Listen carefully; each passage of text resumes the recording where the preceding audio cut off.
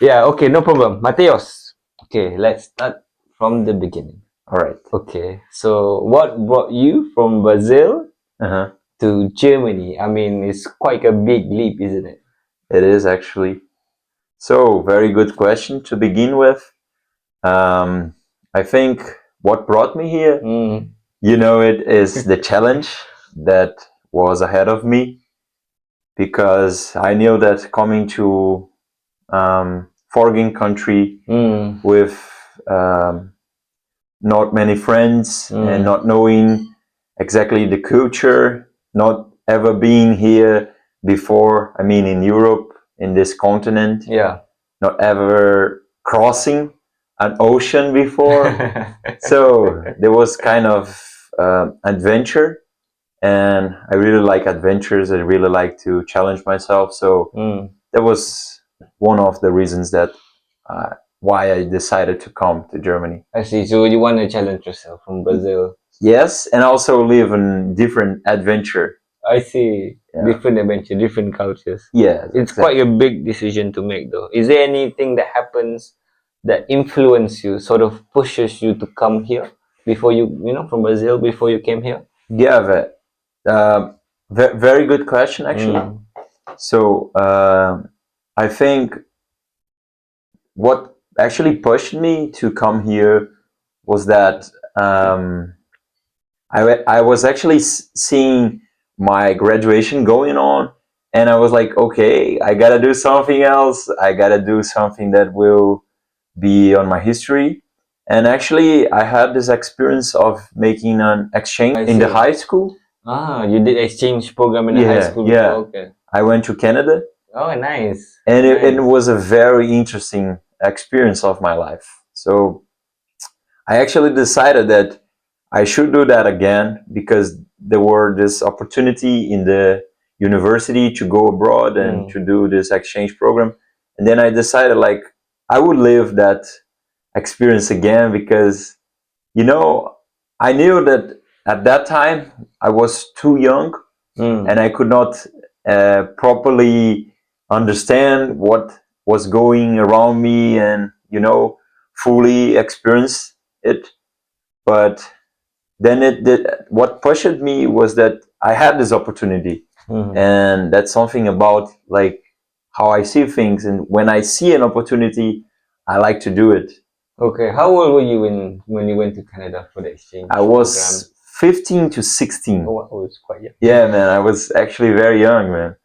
I was crazy, I could say. Where were you in Canada? I live in a small town near Vancouver. Oh, okay. A small town near Vancouver. Okay. Yes, exactly. And I mean, it was just like Schmalkalden. It was a very tiny city with like a lot of plantations around it, with Mm, farms. I see. So it was With a very agricultures. yeah, exactly. It was like a very rural area. So a lot of farms and people doing agriculture. Yeah. Okay. Yeah, it How was long were you good. there for in Canada? So I stayed there for 6 months, like Mm, a semester, half a year. mm-hmm. But actually the classes took like maybe 4 to 5 months, and then I stayed Oh, like I see. these other days, like hanging around and meeting and traveling a little bit. I see. So you've been out of Brazil before. That sort of kind of open your mind a little bit Yes, towards the yes, world, isn't it? exactly. That actually opened my mind a lot Mm, to many stuff, and that changed my perspective on many things. I see. You know, like I think the most important thing, if I might say, Yeah. was that I was not open minded to many stuff. Like Mm-hmm. I couldn't, first of all, believe in myself. At the beginning of this exchange, there, I was like, "Oh man, can I hang on until the end of it? Can I do it?" And then I actually did it. So that showed me a lot of resilience, a lot of power, a Mm, lot of strength that I mm, didn't believe I had. I see. So you couldn't really know your full potential. Yes, and that showed me just a tiny bit. It's just a young age. Yeah, yeah. But that showed me like you can do hard stuff. Mm-hmm. And for me, that was a hard stuff. Like Yeah, it I was can imagine. So yeah, man. yeah, were you close with your family though? Yes, I'm very close to my family. I could say my family is my number one priority in my life. Brazil.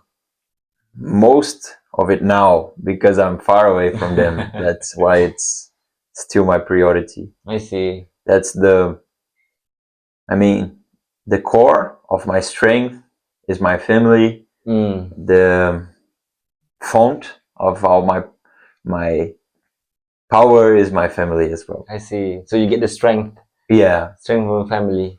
yeah. Were you closer to your dad or your mom?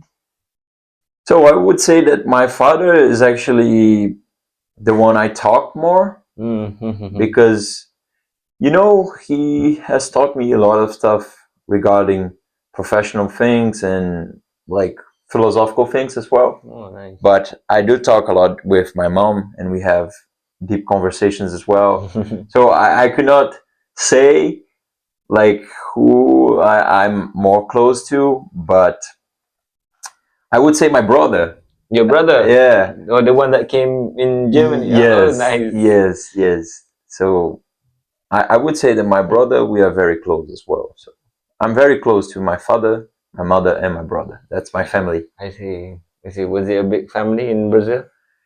We normally have like bigger families, like the previous generations. They were like quite big actually. So, for example, my parents' family is like they have 6 brothers and sisters Oh, they have. each. Oh, Each. Wow, 6 and 6 and 6. No, I mean my father has 6 brother siblings, Okay, and my mother also has 6 siblings. that's a large family. Yeah, and we have like 12 cousins each.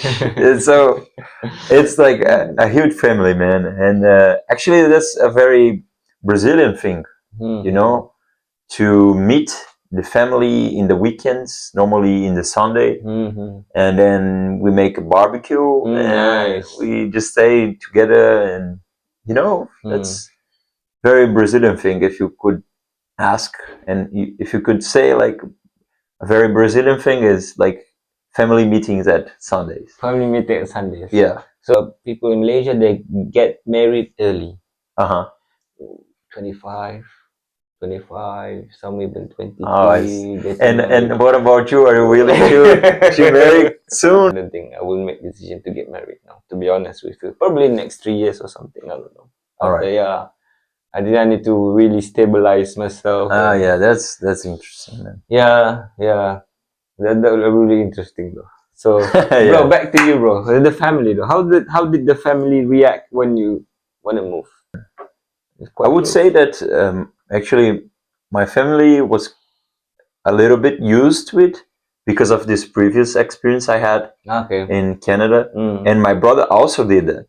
Oh, your brother? Yeah, Oh, a similar oh, exchange. I see. So my parents were more or less like, okay, I know what's going on, I know what's the feeling, but it's never like the same thing, it's never the same situation. And indeed, this time was a bit harder because um, not everything was so, you know, normal in my house, and we had some, you know, problems, and we had some things going on while I was here. Okay. And actually, it was a little bit harder to say. I would put that, but um, as an adult now, thing that I was not at the time, I needed to handle these situations as well. Okay. So it came upon me like surprises, but I really like again challenges, and I actually had this different experience this time because you know I'm older now, so I see things a little bit different, Okay. and actually being a part of them was a little bit harder now because, although I'm more, independent and I can do my own stuff, but at the same time you realize how important they are and how like you want to be with them. So for me, I think it was a little bit harder, like to leave them, but for them, I think was more or less like same experience, despite those happenings during the time, I see. I see. Yeah, yeah. Your stories, the family story. I mean, every family has their own story. Yes, To be honest exactly. with you. Yes, exactly, man. Yes, exactly. Yeah. I mean, that's how I think family becomes more stronger because we have, Yes, these problems I and do, issues. man. Yeah.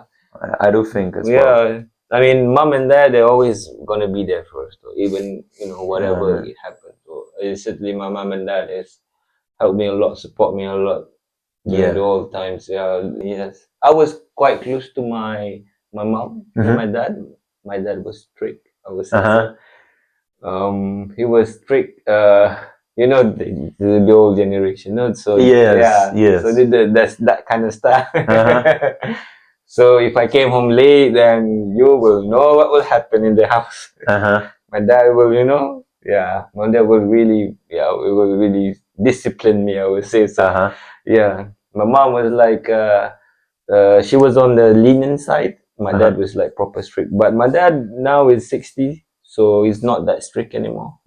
Yeah. Yeah, he's never. He's like really chill, It's not that He's tight not that anymore, tired anymore. Yeah, he's Yeah. just chilling at home. He's retired. Then he got the pension money. Yeah, he Yeah, doesn't say exactly, anything. man. I know what you mean. Yeah, Like, he doesn't say anything more. Sometimes he just say a few words, but then one or two words, and then that's it. yeah, He would not sort of like trying to enforce it. yeah, Yeah, when man. I was younger, though. I And certainly had that upbringing, though. actually, that's a question that I would like to know. Okay. Just like I said before, like when we were talking this other time, Uh, I would like to know how the things run in the other part of the globe. So I would like to know, like, um, how hard was you for you, like, to deal with your parents pushing you to a direction? Did they actually force you to go into a career or something like that? Not really. No, I Really? haven't never experienced that with my parents, my mom and dad. They always support me whatever what I do, but they will certainly push me if I make the decision. Uh-huh. So if I make the decision that I come here to Germany to study, then they really push me. They say, "How's the study going?" My mom is a lecturer, bro. Ah, She okay. used to be a lecturer and she teaches accounting. Oh, cool. Yeah, so In the she university? in a university in Malaysia. Oh. So she's an academician.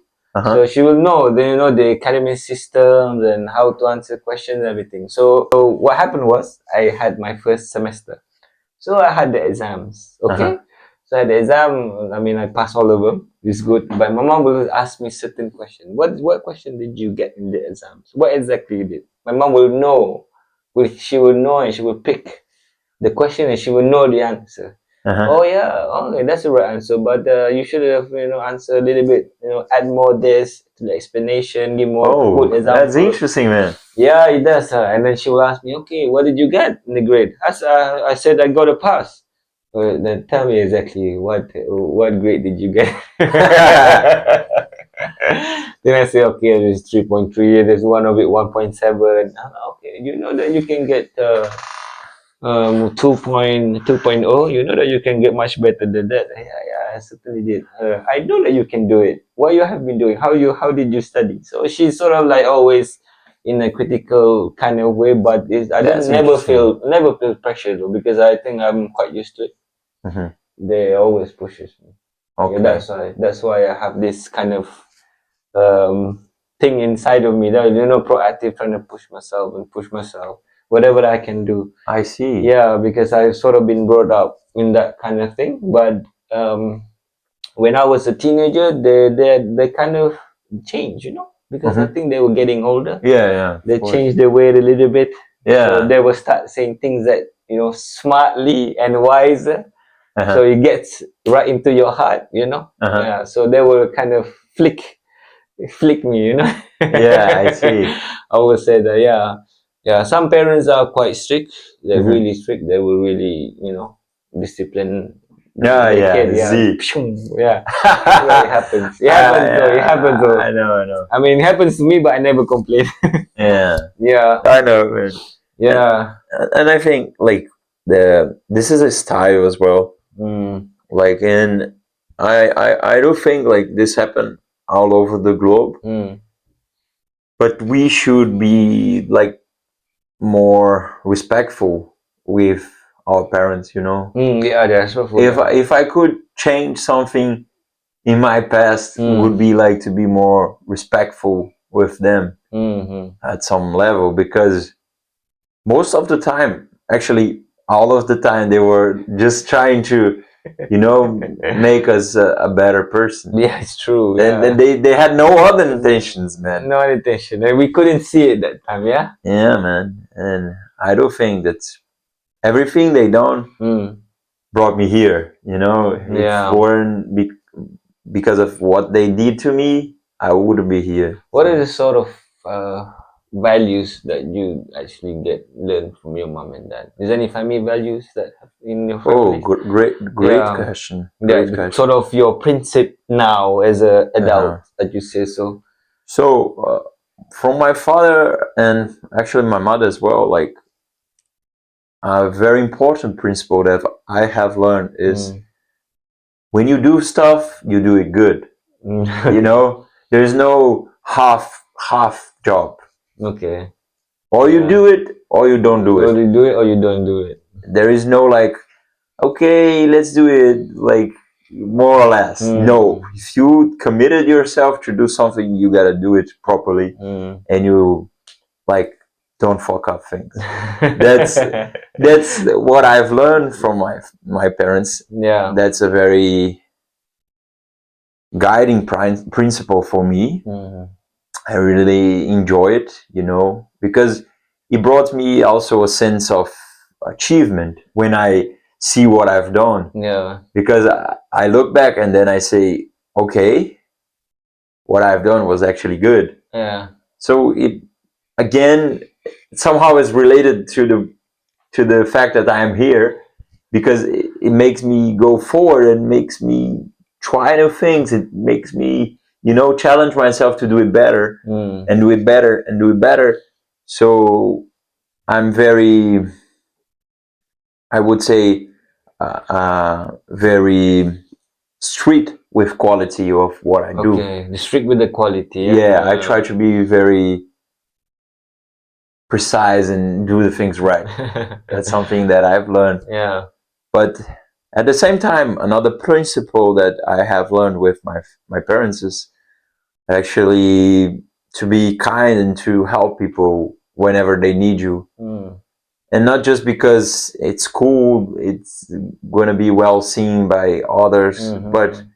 because it brings you joy, in life. It actually enhances your shelter, enhances your own perception of yourself, like Mm. how good can you be. And Yeah.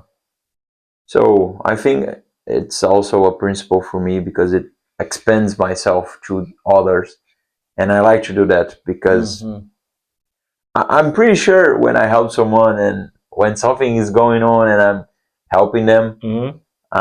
that will enhance my life, Yeah. because I Yeah. will learn something new. I will, get a friend that I would never get without this help. I would, so many things you never know.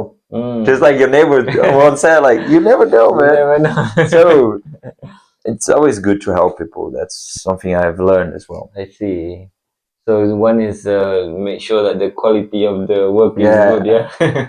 yeah. Yeah. Always helping others. Yeah. I think they should be proud of you though. I think they should be proud of you. If they listen to this podcast, I think they will be like, Yeah, man. Like yeah. we do, like I think you too, right? Like we do a lot of stuff to make our parents proud of us, Mm-hmm. because we know how much they have worked and how much they have struggled to put us here and to brought us through the place we are right now and so on. So we just want to make sure that we are, you know, being grateful enough to, Yeah, you know, it's enjoy true. and make out of it, you know. Yeah, it's true. You know what happened? I just remembered when I first got my visa here to Germany. So I was borrowing one of my dad's car. He has an old car, he has a new car. So these old cars, Cool. they don't have the remote thing. So you have to see. use the keys. So I got the good news. Okay, yeah, my visa just got accepted. I will go into Germany. Now I have to go to the city center in Kuala Lumpur. I live 1 hour away from Kuala Lumpur. So I drove and goes and trying to find a parking space because in parking space in Kuala Lumpur you need to pay. So you can pay. I think it was €2 for 1 day or something. Yeah, if it's exchange. But I was trying not to pay. So I went to the restaurant. There's one restaurant there. I see, oh, there's a huge parking space in the restaurant. Then I parked the car there. I'm like, okay, this is a good spot. I can park my car here. I just walk up a little bit, around 10 minutes. Then I will be at the embassy and I will take my visa. No problem. So I went out the car and everything. Remember, the car have to be opened by keys, yeah? So I open the car and get my documents and everything. Then I close, because I'm trying to close it. I didn't close it using keys because sometimes I have a habit of closing the thing. And then you just press the push, button. yeah, the lock at the door, and then you just push the door in. Okay, I see. So basically, I did that. Okay, I was about to close the car. Okay, I got my documents. Then I pushed the lock here at the door. I went out the car and I just slammed the door. And turns out my key was inside of the car. No, man. The key was inside of the car. I was like, oh no. And I had an appointment. It's in 15 minutes. I have to get to the appointment because they have a appointment for picking up your visa for the passport and everything. So I'm like, oh, this is bad. 15 minutes. Okay, because I have an appointment. Okay, why don't I just go to the visa first, get my visa and everything, pass the good news to my mom and dad, and I will pass the bad news after that. So what happened was, okay, I can't deal with this now. I go get my visa. Okay, good. Visa was accepted. Oh, this is very nice. I'm so happy. First time applied. Everything. Send the photo to my mom and dad. Oh, look, the visa just got accepted. Wow, congratulations, Nash. Before, but another thing, father, I have a good news, and that was the good news, and this is the bad news. The bad news is I left my keys inside the car. I'm like, what? What happened? Yeah, I accidentally left the keys. I was trying to go to the appointment, so I accidentally shut the door, and the key was inside the car. I'm like, can you find anything there? Can you pick it out? So, okay, I will try to find something. So I was there for 2 hours because for 2 hours I was trying to find like a stick. It's an old car. It's an old car. You can actually, if you put like I know. steel inside I kind of know what it is. yeah, and you can just open it. So I'm like, okay, maybe I can just open it. This is an old car. It's not a new car. No problem. It's a new car. Of course, the car will have the alarm. It's like, beep, beep. This is an old car. I'm like, okay, what can I find? So I was looking around the restaurant. I went behind the restaurant trying to find a steel and everything. So I found like a couple of steels, but I trying to put it, still doesn't work. So was there another, I don't know, another 2 hours or so? I'm like, this is so bad. I can't even open the car. Then I call my father. I'm like, Dad, I still can't open the car. I found this couple of steel, but still can't open it. Is there anyone around there? He's like, yeah, but I asked for help. Yeah, I asked for help, but they couldn't really do anything. There was, I went to the restaurant, asked for help. They said, no, I can't help anything. So I'm like, I was alone, and I called my dad, and I said, Dad, do you have a spare key? Yeah, I have a spare key, but I have to go there. It's gonna take an hour. So they were at home, and now they're gonna have to come there to the city center just to give the keys. To me, the spare keys. And I waited.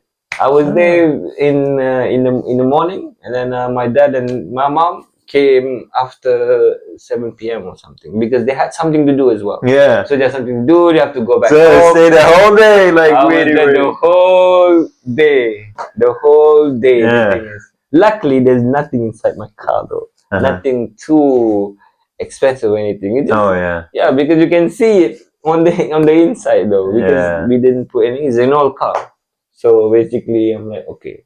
Then I'll go to the restaurant, eat my lunch and everything. Just wait my dad until he comes. When he came in, I'm like, oh, okay, it was good. Congratulations, you got your visa. It's the keys. Don't do that ever again. Yeah, man. Yeah, my dad was like, okay, yeah, thanks a lot for coming. That you saved me so much. I'm like, yeah. So where you going now? Yeah, I'm going home. Okay, come home then. Make sure you're safe. Okay. Yeah, that's what happened when I first gotten my visa. Okay. Yeah, really, I was, yeah, because normally I use public transport, but I don't know what that time I just had a thought, why don't I just go drive in the city, you know? Yeah. Go drive in the city and easy. I just can park my car. So, are you into like old cars as well? This is a good question actually. Some cars, but not too old. Probably 10 years ago or something. That would be nice. Okay. Vintage cars. One of my friends got a vintage car, Mercedes C-Class. Yeah. Oh, cool. Yeah, it was old one. We still have the car was 1970 or something. Oh, cool. Yeah, and they had, you know, the seat belts. They have the pusher that goes out like this. So normally, if you want to wear a seatbelt, you have to kind of go back. But this car was in the 1970s. They had a thing that pushes the leather seat to go front, so you can just get it from here and then you can put it. It's from the 1970s. This car. Oh, It's a Mercedes. Oh, it's a Mercedes Benz. Really? That's cool, man. Yeah, it was leather interiors and everything. They have a shift gear, you know, clutch and everything. Yeah. Yeah, it was nice. And is this old car from your father like stick? Yeah, manual. Yeah, Manual. It was manual. Yeah, it was manual car. Oh man. He has another car, which is a new car, and I don't want to bring that new car because he loves it so much. That car. Yeah. My dad is quite. I would say he's quite detailed in the car, on the car.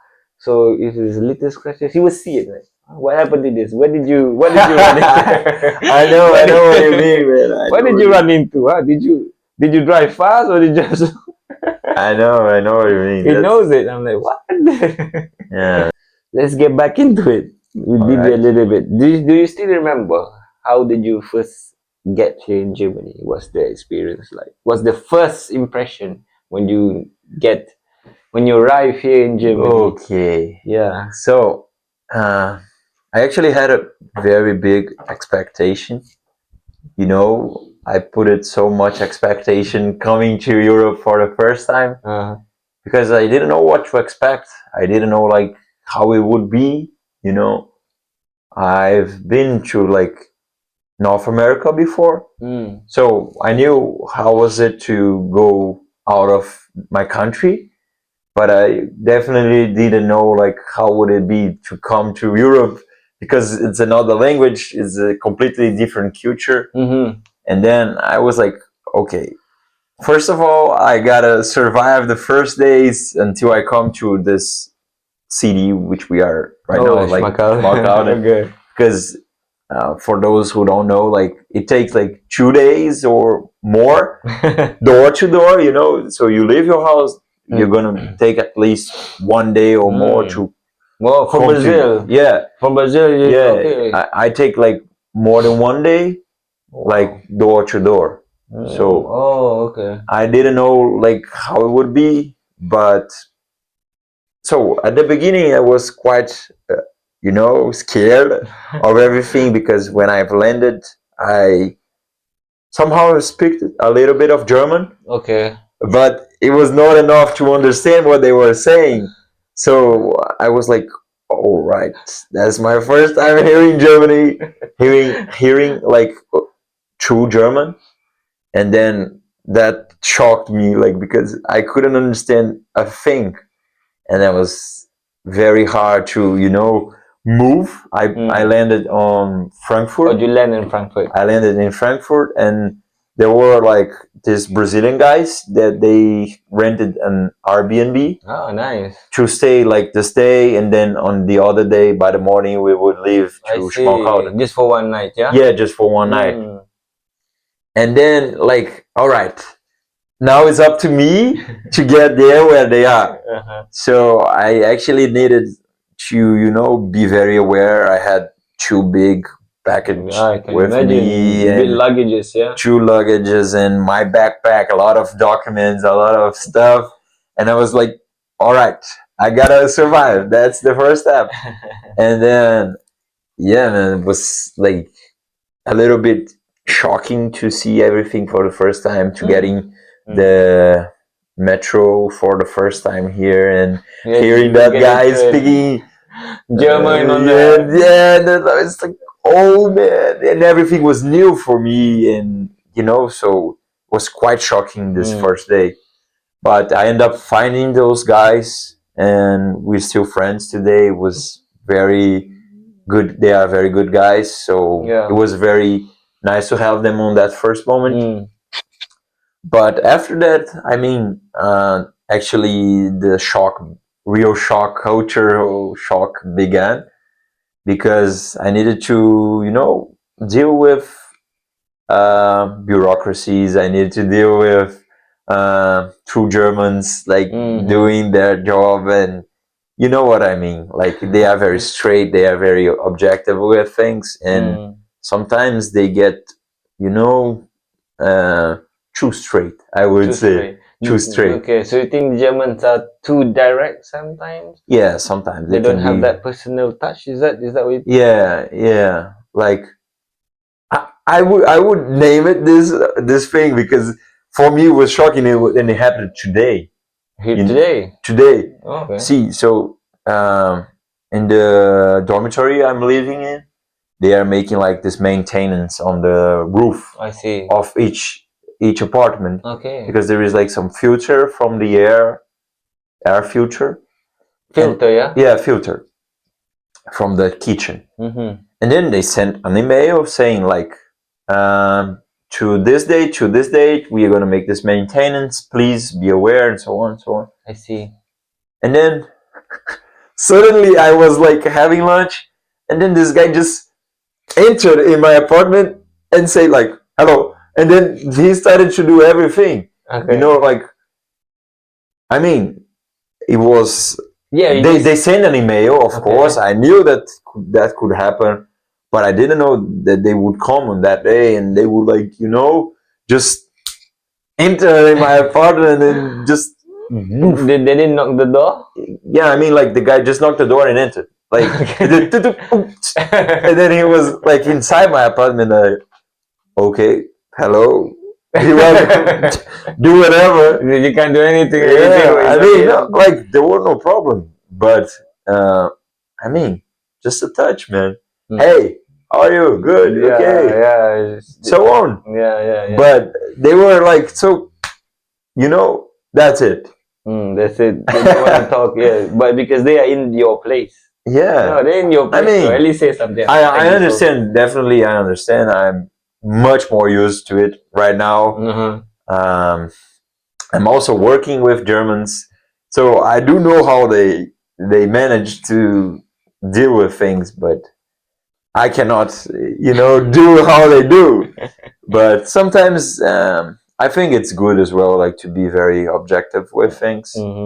But on the beginning, that actually shocked me, and I was very stressed with this. Like, how can this guy not care about what I'm thinking right now?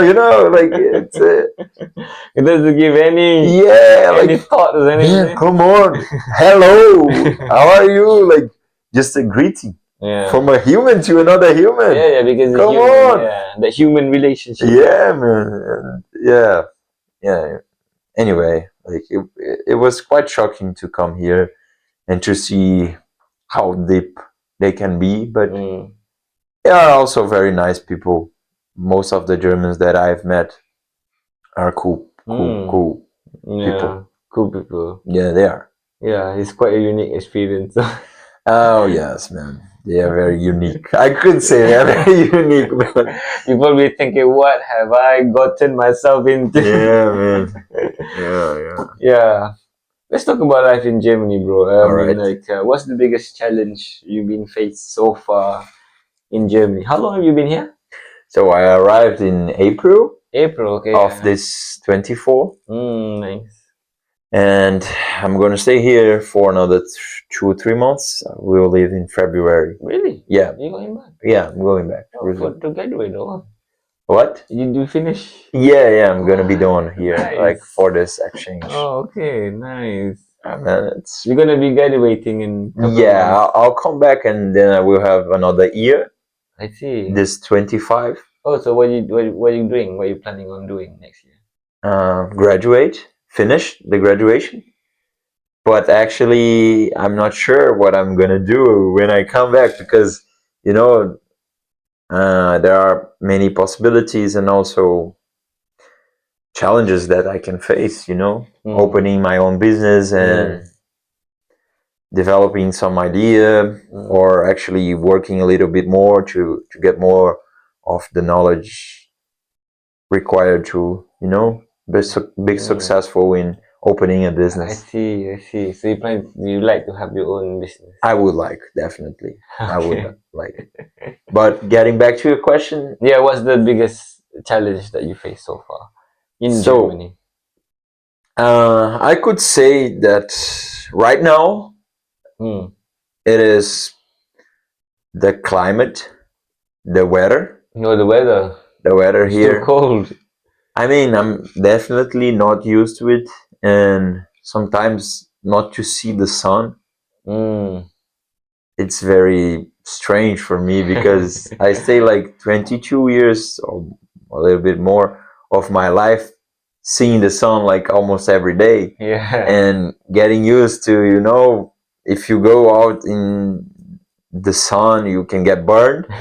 And here, if you go out in the sun, you might froze, might freeze. So it's a different experience. But I wouldn't say like the weather is my biggest challenge, although it is something. I think it's now. It's one of the Yeah, things I you mean, will like face.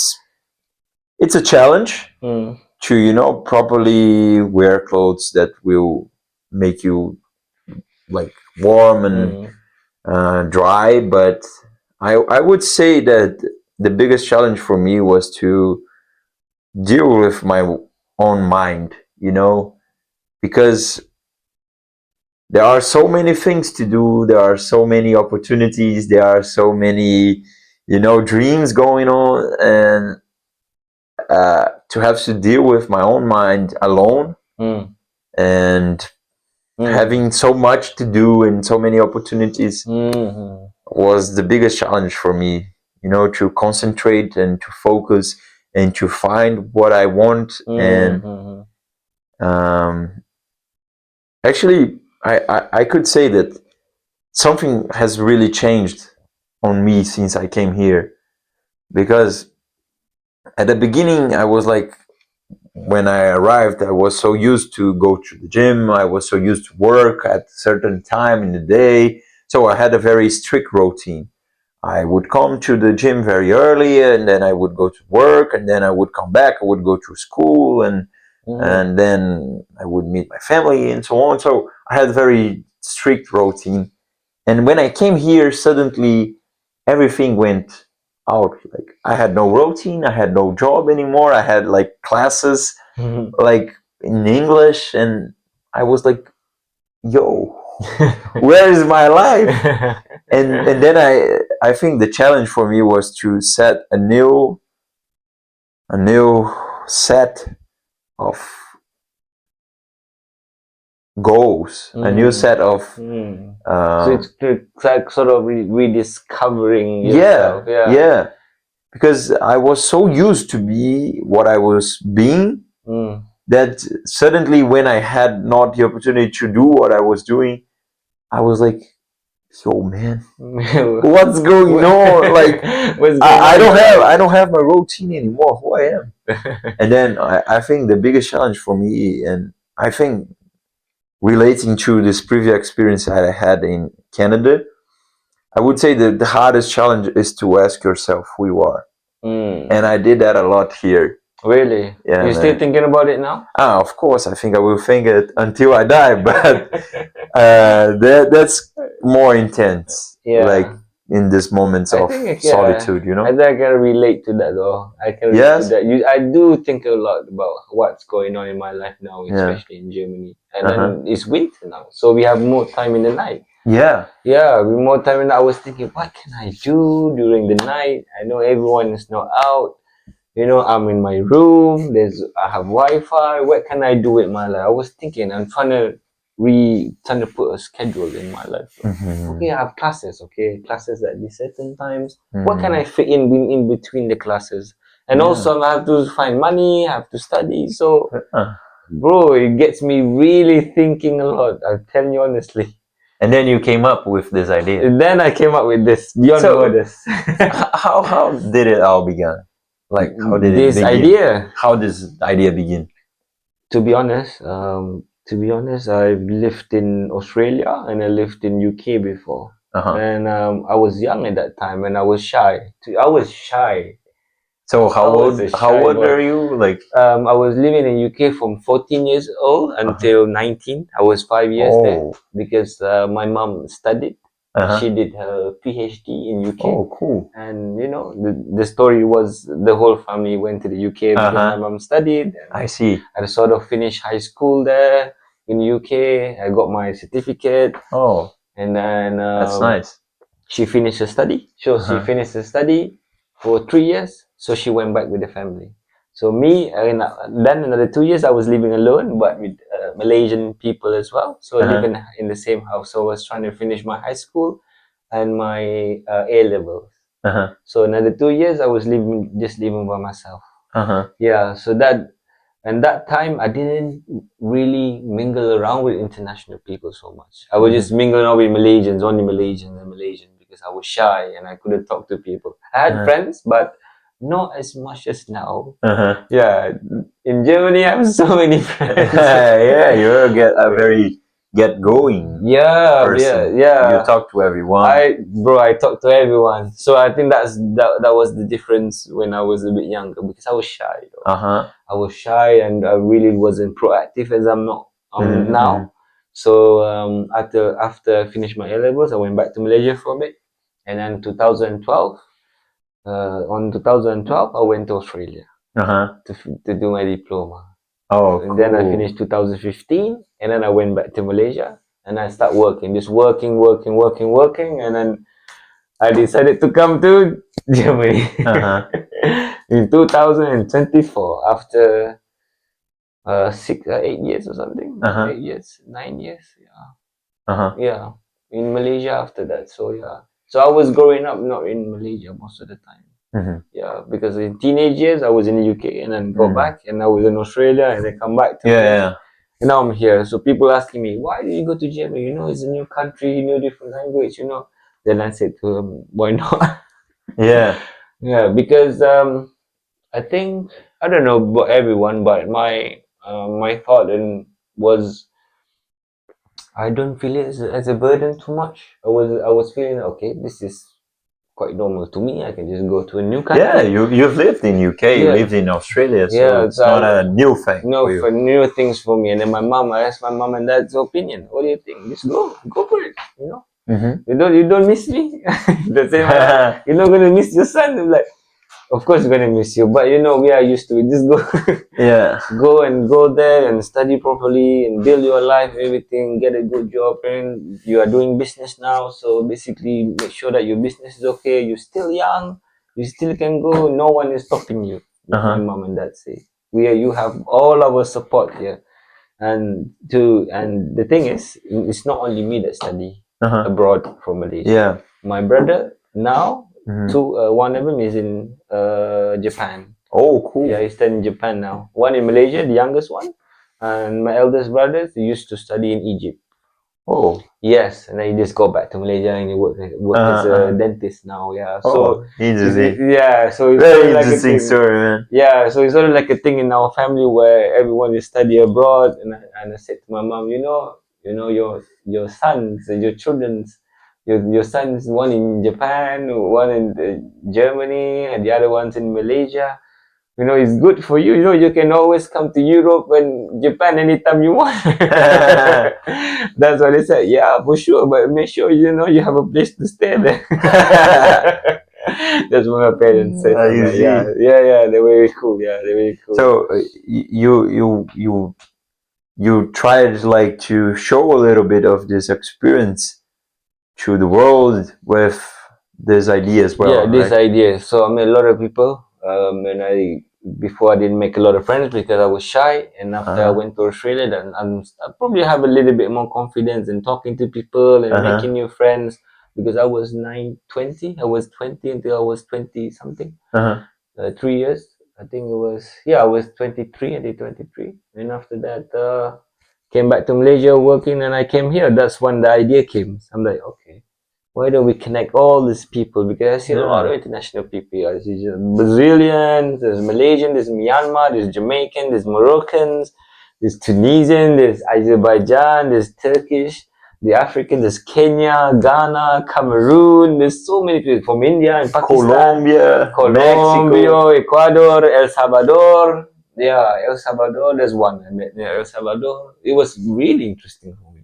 Uh-huh. And then I had last semester I had one subject Uh-huh. is intercultural management. I see. So it was what I found out was the cultural onion. I would say the culture that's in South America and Europe and Asia. So I sort of see the difference and what Uh-huh. contributes to that culture, what Uh-huh. sort of values that in those cultures are. And I find it interesting. I'm like, okay, let's go a bit deeper. Mhm. Why don't we just do one podcast Mhm. and then we can talk to people, Mhm. go a little bit personal and see what they really like, Mhm. and see what they value. They must have a goodness in every people in the continent. It Yeah. might be different, Yeah. but I think there's always a good thing that we can learn. That's what I mean. Yeah. Yeah, and I made a lot of friends here, bro. I made a lot of friends. Like, yeah, I had a lot of friends. I can just ask, I can just do a podcast, get to know them a little bit more deeper, because we always see on the university and we keep on, saying hello. But why don't we just talk a little bit more? Yeah. Yeah, that was I was thinking. So Wonderful idea, man. that's how this idea came about. I really like it. Thanks a lot. I appreciate that you invited me to join you. I saw you're not gonna come. I'm like, who is this person? I'm not gonna do podcast for. Yeah, but I appreciate. I appreciate your thanks a lot. Yeah, invitation. yeah. Like, just like you, I'm very curious to see the world by the other sides as well. And like for me, I don't know if we can actually see a difference. Like, I never reached something, but they say a lot of the difference between the Western world and the Eastern world. Yeah. And I don't know what it is. Like, can you name it something like that you perceive as different from Western to Eastern? Like, you being from the Eastern part of the world. That's a really good question, actually. I'm gonna say I think in Asia we are more community based. Mhm. Yeah, in terms of community, we are always helping out the community, looking out for each other. So we sort of have that culture and warmness, always inviting people to their houses and everything. And I found that here is very personal, it's very individual. I see. Is people you should respect people privacy more. There's not much community based. I couldn't feel it. It's more like individual. And we have to respect everyone's, which no problem. But I felt that here is more individual than more a larger community based society. Yeah, that was That's interesting. yeah, that was the main difference though. Yeah, and Germans are, they're being reserved and being too direct. That was a total. That was really different. Yeah, you sort of have to understand that they work that way. That's how the Germans are. That was interesting thing to see the difference. Yeah, the difference was there. So Western European, I think, is more individualism, and East sort of Asian is more on a community base. Everything we do in community, helping out each other, so we can feel that familyness. even though they're not our family, but we can sort of feel that. Yeah, everyone I just look see. out for each other, or they will Yeah. say, oh, my mom actually always said, because in our area, there are two families, I think, with single mothers. Mm-hmm. They have one of them has 4 children, one have 2 children, something like that. So they had their own stories. They were married and everything. Now they're single mother, and then they couldn't pay the rent. They Mm-hmm. couldn't pay the rent, and they were asking for food and everything. And everyone was just really easy to help out. Everyone was, Mm-hmm. oh, did you help out this single mom? She lives in this area. So so the word get passed by really quickly, Mm-hmm. and then it's quite, yeah. People just willingly, drop in, Yeah, yeah, I see. See. yeah, drop in some chicken, some rice, and everything. Yeah, it was really nice. Yeah, it was really nice. I can see that. Yeah.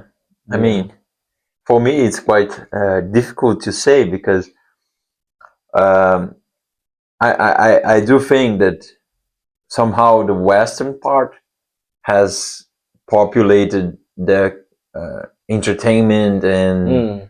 the media and so on. Yeah. So the whole world know what's going on in the Western, Yep. Yep. but we don't actually know what's going on in the I, Eastern, like how you think and mm, so on. But I don't actually um, say I'm from the Western because I think that's a very interesting thing from Latin America because they treat us like we are a part of everything. We are Western, but we are not North America. We are not Europe. yeah. So Yeah. they treat us different, Mm. and by that we end up actually being different. Mm. We are not so individual, like you said, Mm. because we do struggle with a lot of things Mm. in daily basis. Mm-hmm. Like just like you said, like we have poverty Mm. and we like face problems, like Mm. normal problems every day, like Mm. everybody in the Mm. world. But I think in our society a little bit more.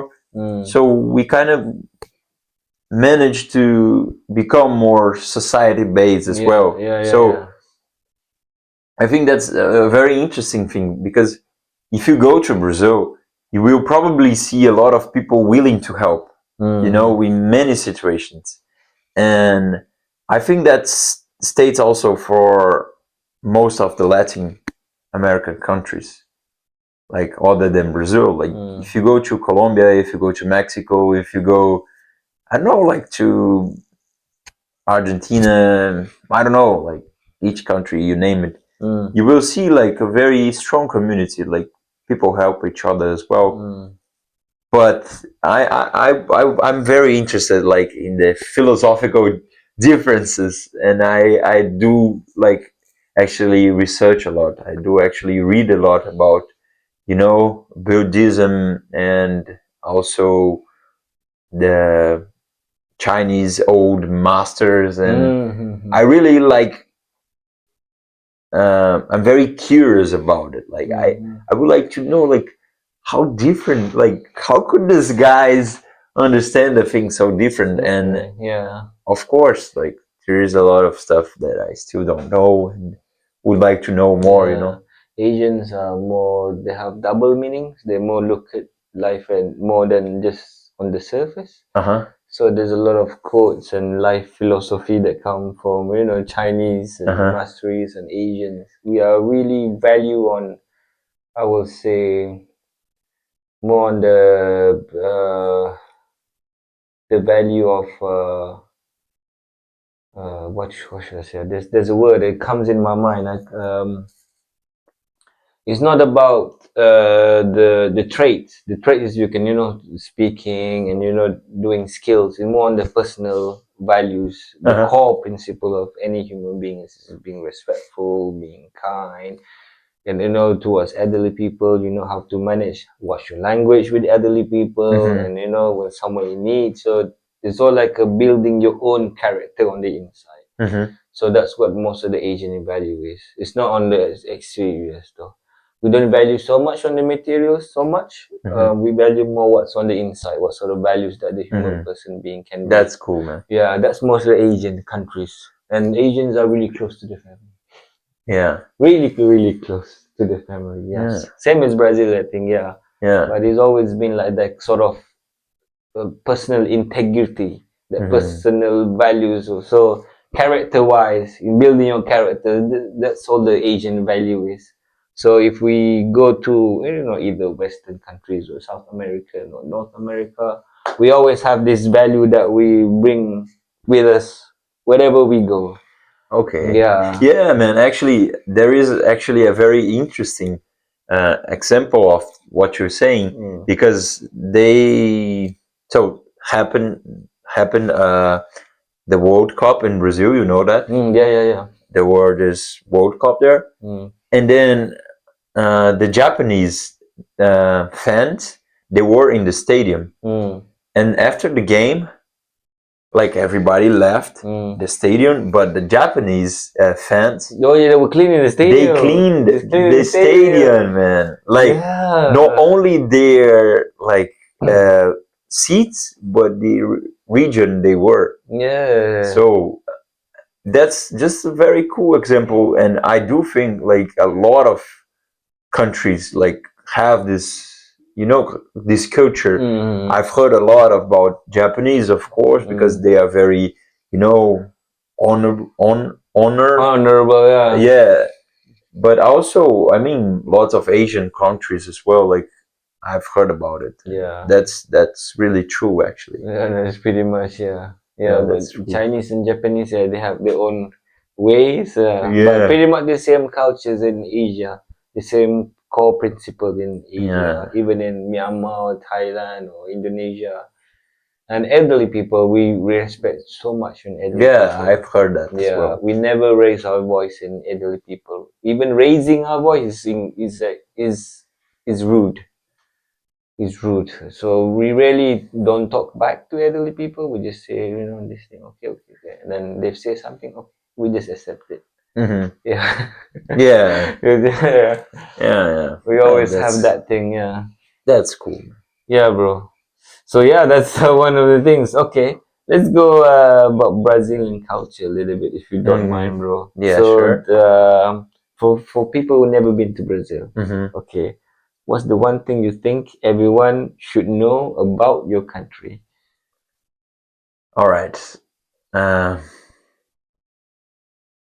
I would say that the one thing they need to know is that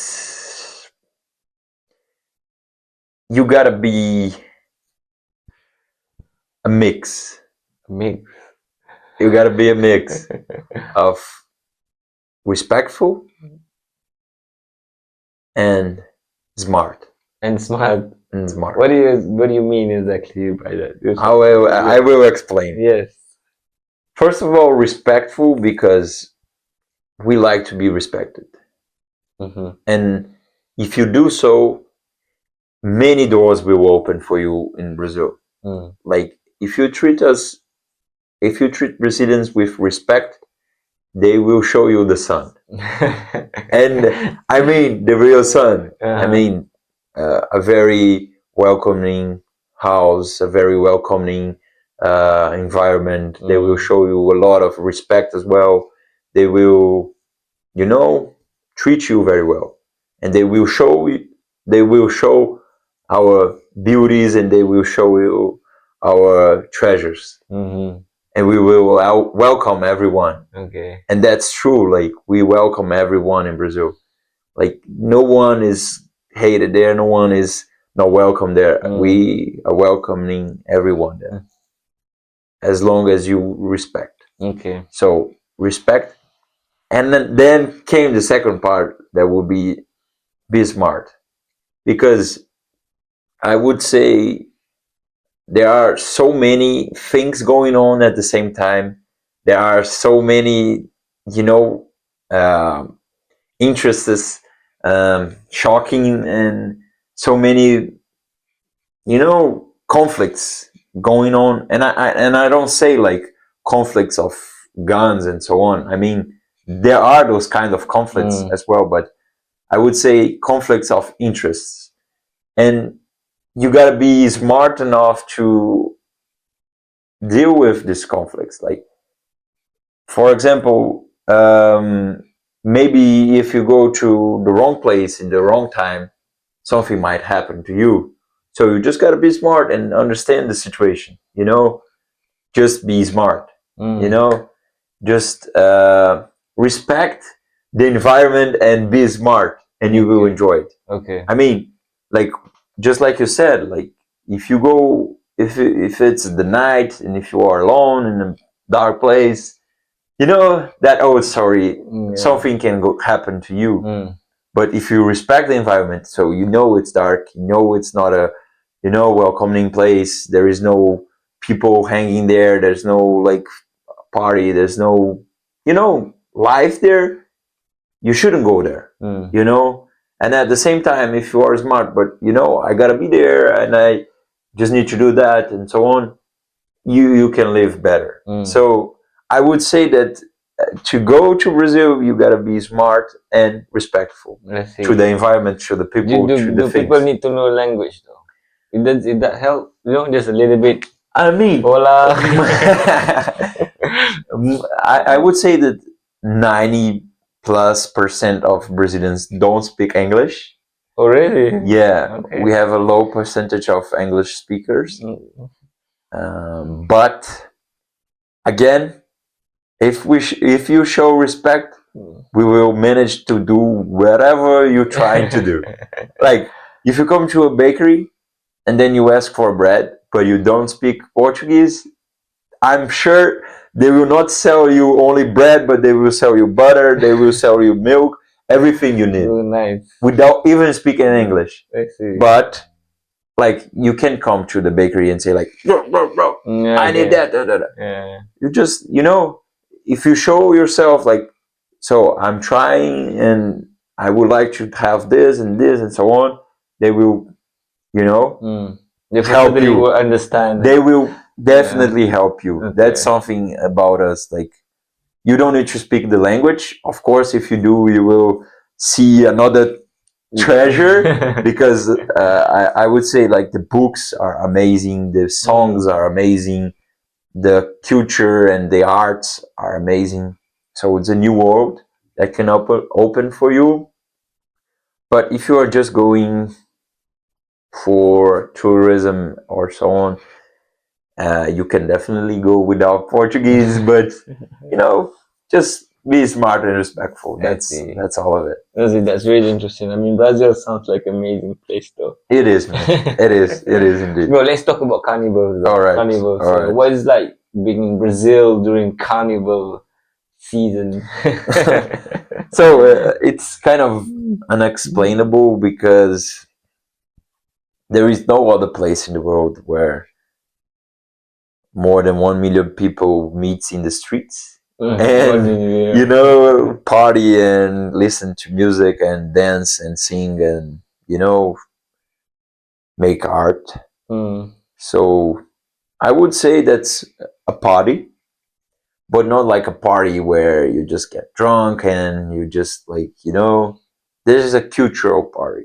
Oh, culture party. That's a cultural party where there is a lot of encounters. So you meet not only different people, not only different musics, not different styles, but also you meet different moment of the life, because I like to explain you that, because that's something about Brazil. And we say that the year only begins after the carnival, which is in the very beginning of the year. So it's like in February. So we have this January, like, that's just warm up. Okay. And then the real year just begins after carnival. So when do you set your New Year's revolution? Is it on February or January, like everyone? After 31st. 31st of January. No, I mean 31st of December is the New Year's Eve, like normal. But the carnival normally happens in February or March. Like there is no specific date to it. It depends on a lot of, I don't know.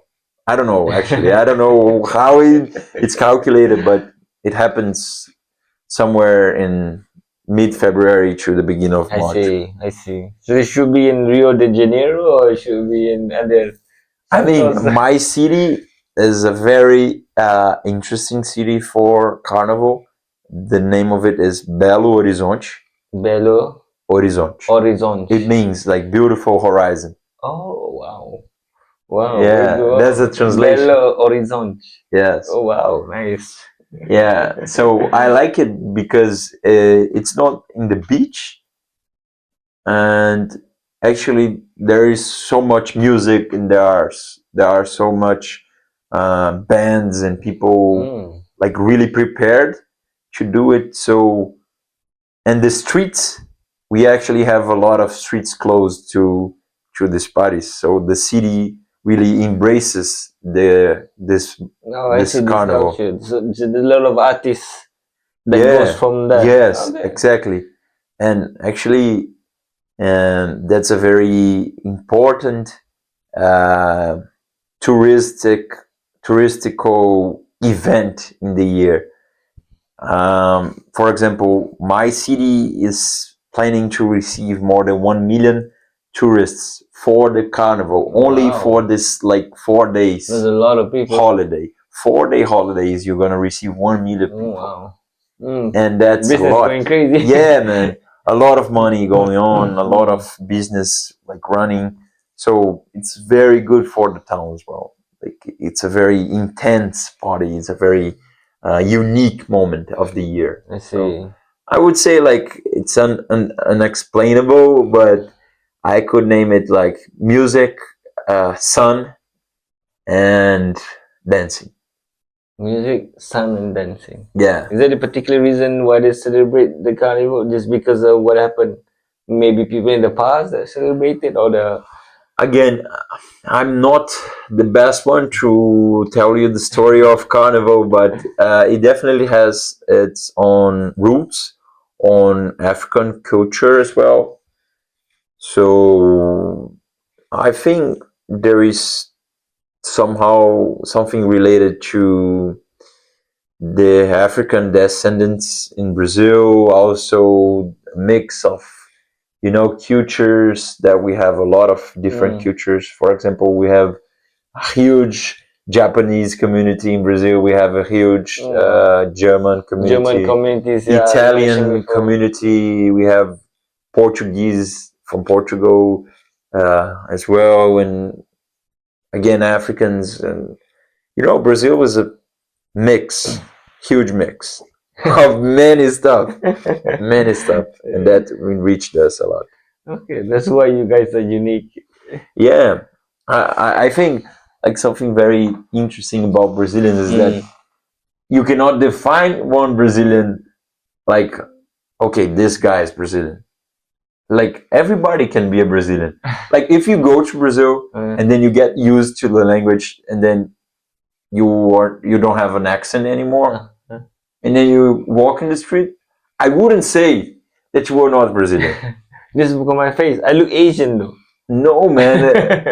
There are Asian descendants in Brazil as well. Okay, yeah. The So Japanese community, Chinese community. Oh wow. So if you walk in the streets but you speak fluent Portuguese, and you know how to deal with us like in the streets, I wouldn't say you are not Brazilian. I could say that to anyone. For real. For real. Like anyone can be a Brazilian. I see. Is that sort of the cultures, or like a identity of Brazil is based on the cultures, or I think the identity of Brazil is more related to the culture, and actually more related, even more with the language. The language, yeah. Yeah, man. I would say that the single most trademark of Brazil is our Portuguese. Like if you look at the whole Latin America, they speak Spanish. You know Spanish. But we speak Portuguese. Particularly Brazil is only Portuguese. We speak Portuguese. The rest is all Spanish. Yeah. And they don't have this mix. So they have a very, very niched community, a very niched identity. I just say like facial, but also, you know, cultural. They are very like one thing. Although there are lots of, you know, mix as well. Yeah. But Brazil cannot be reached in the richness of mix. Like there is everything you can imagine there is in Brazil. And that's something that I like, because you cannot define a Brazilian by the color of the skin, by the, you know, the religion, by anything. But you can define a Brazilian by the language and the culture that they, you know, more or less have with community and, you know, I see. So treating people. how you go about in Brazil, yeah? Yeah. Okay, that's really nice. It must be. I mean, I have to check that out if I go to Brazil. Man. Yeah, you should, man. And you should do that videos that you do here. Yeah, man. Like, come on, Brazil. Yeah, come on. I'm in Rio de Janeiro. Yeah, yeah. That would be really fun, though. Yeah. So, Mateus, that was an interesting story about Brazil. Yeah, where you said that anyone can be Brazilian. Brazilian is what the culture is not about the skin, yeah? So I could be Brazilian, even though I look Asian. Exactly. You could be definitely a Brazilian. Okay, bro, let's shift it. Let's talk about life in Germany, bro. Let you drink any water, no problem. I will have my snacks as well. So, living in Germany, you see so many people from different backgrounds and cultures. How has that changed your view of the world itself? Very interesting question. I think, first of all, I would be very, very direct with this point, okay? Okay.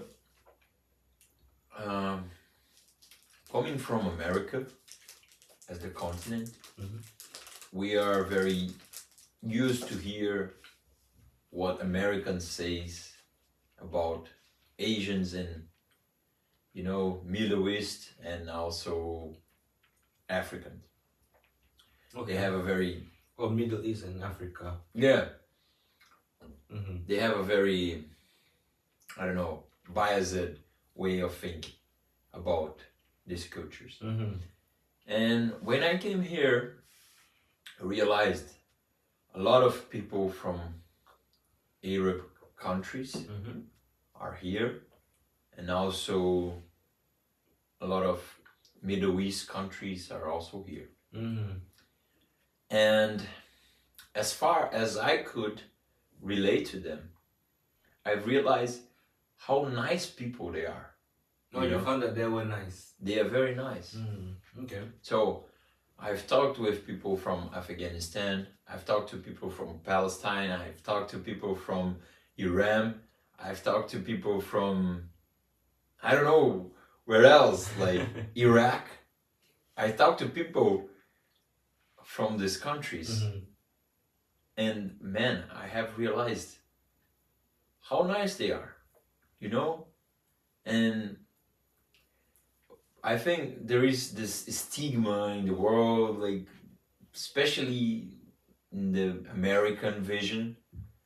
And coming here and talking to these people and, you know, dealing with them, show me how wrong this way of thinking is, you know, and how nice they are. I could definitely say one of the single most gentle person I ever met was an Iranian. Oh, really? The guy was so, you know, nice and, you know, respectful and kind, and show me very good values. And I definitely don't buy this thing that, you know, sometimes is pushed in the media, is pushed in the mainstream, that, you know, that changed me a lot here. So you were having a perception based on the media Yeah. says that Yeah. these stereotypes of people. Yeah, exactly. And that enriched me so much to, talk to these people and getting to know them better. And I mean, for me, I think this was the most enriching part of talking to new people here in Germany. Mm-hmm. So it's like a broaden your horizons a little bit and trying to understand the people, just the people, not based on media. What it Yes, says, yeah. You gotta know, like, you can always hear what they are saying, but you never know until you really know. So I got to know them, and I actually don't agree with Okay. what they are. So you think the selling. media is wrong then? I think, I don't think, like, I know what the media say is always wrong. Always. They will always be wrong in everything they say, because they don't, like, they are not trying to, tell the truth. They're trying to sell their truth. Yeah, that's a good word. Sell their truth. Yeah. They want to sell their truth. So it's not a truth. It's not a fact. It's just their idea. They want to sell their idea. Okay. Yeah, that's very interesting point though. Yeah. That's very interesting point because we have to filter everything that comes, especially in our phones nowadays. So we gotta have to scan and make sure that the things that we receive does it really valuable and have a positive impact in our life. Exactly. Yeah. Exactly. Maybe we have we learn something from the social media. I bet everyone does, but I think that definitely leaves an impact in our daily lives. Yeah, it does, man. The way we see things, the way we treat people, and that's something that really changed me here. I started to go beyond the book cover. What they say. Don't judge the book by its cover. And that's true, man. I cannot judge. Yeah, I don't know what they bring through. I don't know what the health situation have happened to them. I don't know what's going on in their life right now. And that's something that I try to do as much as I can, like, to don't judge someone. Because I don't know. You never know what's going on. Yeah, that's really true. Never judge anyone and never misjudge them, is it? Yeah. Yeah. Yeah, because at the same time, when you judge someone, you are also judging yourself. Yeah. Because if you judge someone, you are comparing them with yourself, with your values, and then you suddenly start to put something like better or worse. Yeah. Then you put to something that is correct and wrong, but there is no such thing. Like, there are situations, man. Like, I'm not trying to make a relative perception, but sometimes it's not good to judge because you don't know. Yeah, the real situation. Yeah. Yeah, you don't know. Of course, there are right and wrong. We know that, but you don't know the full truth. You don't know behind it. You don't know what's going on. Yeah. So you can judge. Yeah, that's very good. Yeah, but I think study abroad definitely help us broaden our perspective and don't really make any first judgment to anyone. Yeah. Yeah, because they can be your friends. You never know. Yeah. You never know. It's true. I think it more teaches more about yourself. Like you said before, more about yourself living here than also the values and principles that we hold. Yeah, I'm pretty sure that was good. If you could go back in time, and then give one advice to your younger self, what it would be, Mateus? Trust yourself more. Trust yourself more. Why is that? Because that's something I would like to talk about, definitely. We all have dreams, we all have things that we like to do, and we all have, passions, but sometimes we're just, weak. And we believe in what the others are saying about us.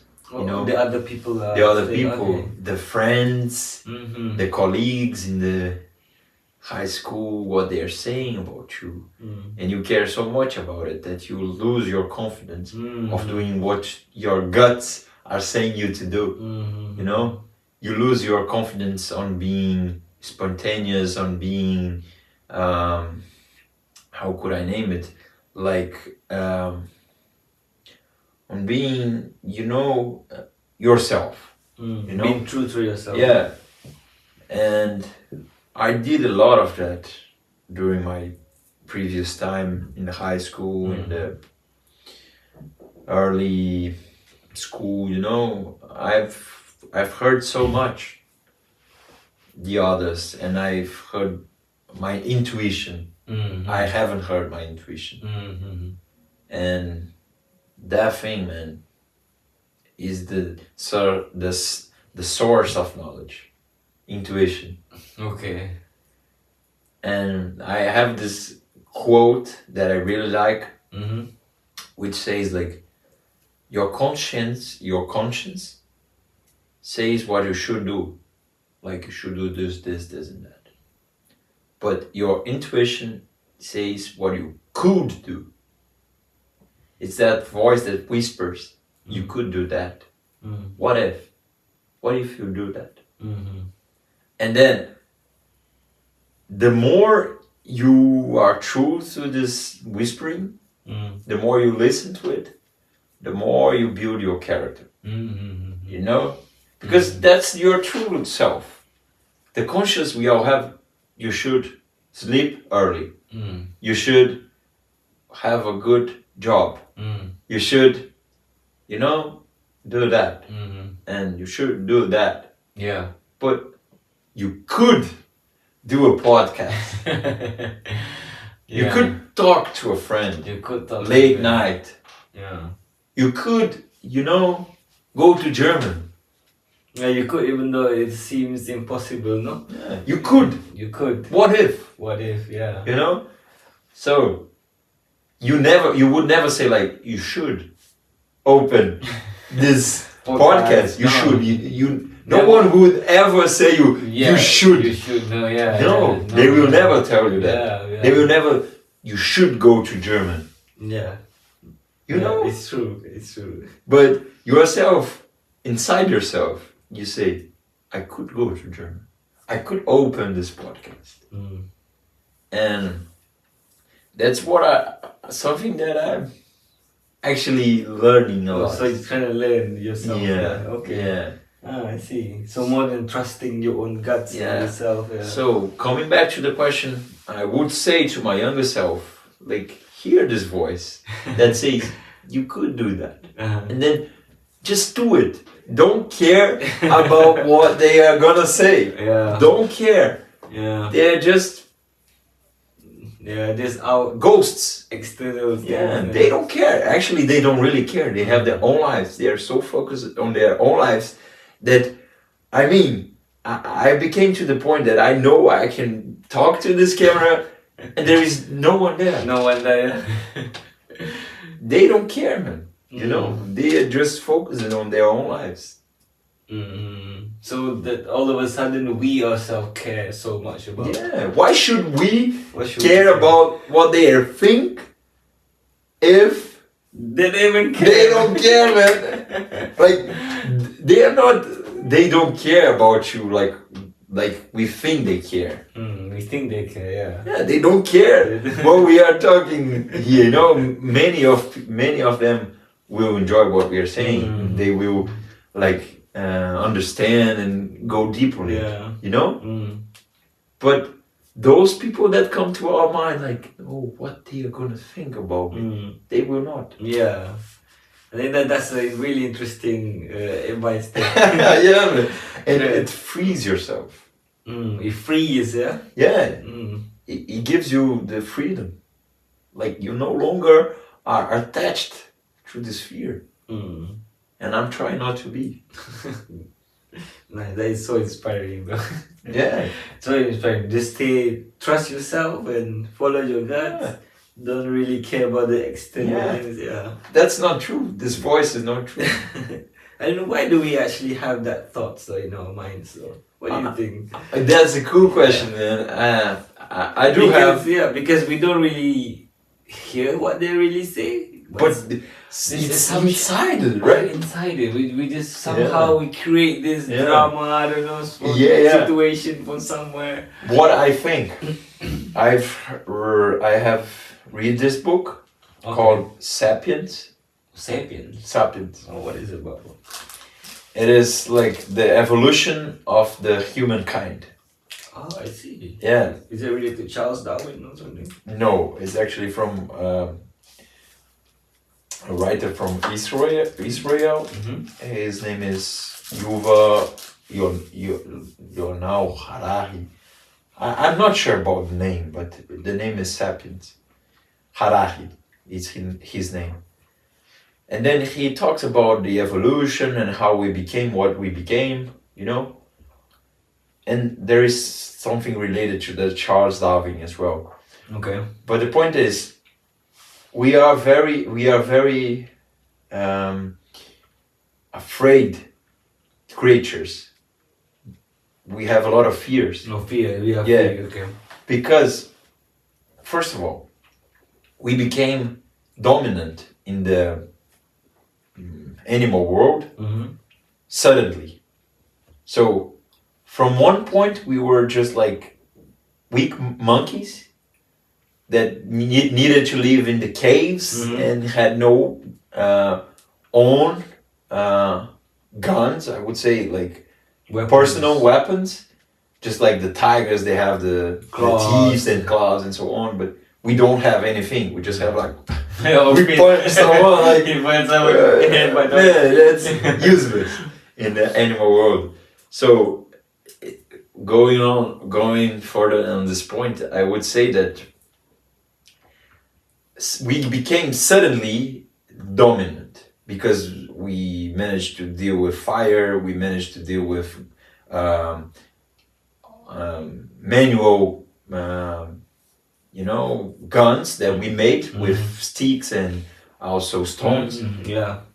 So suddenly we became this very powerful, dominant kind. And then, if you really understand by this article, you can understand like our body was meant to be afraid. Like we should have a lot of fears. Is it natural? Is it natural actually? Because our body was so used to it, and the things in nature, that don't happen suddenly. They happen with a lot of time. So why do you think like the lion and the tiger are so confident and they are like predators? Because they grow and they evolve this way.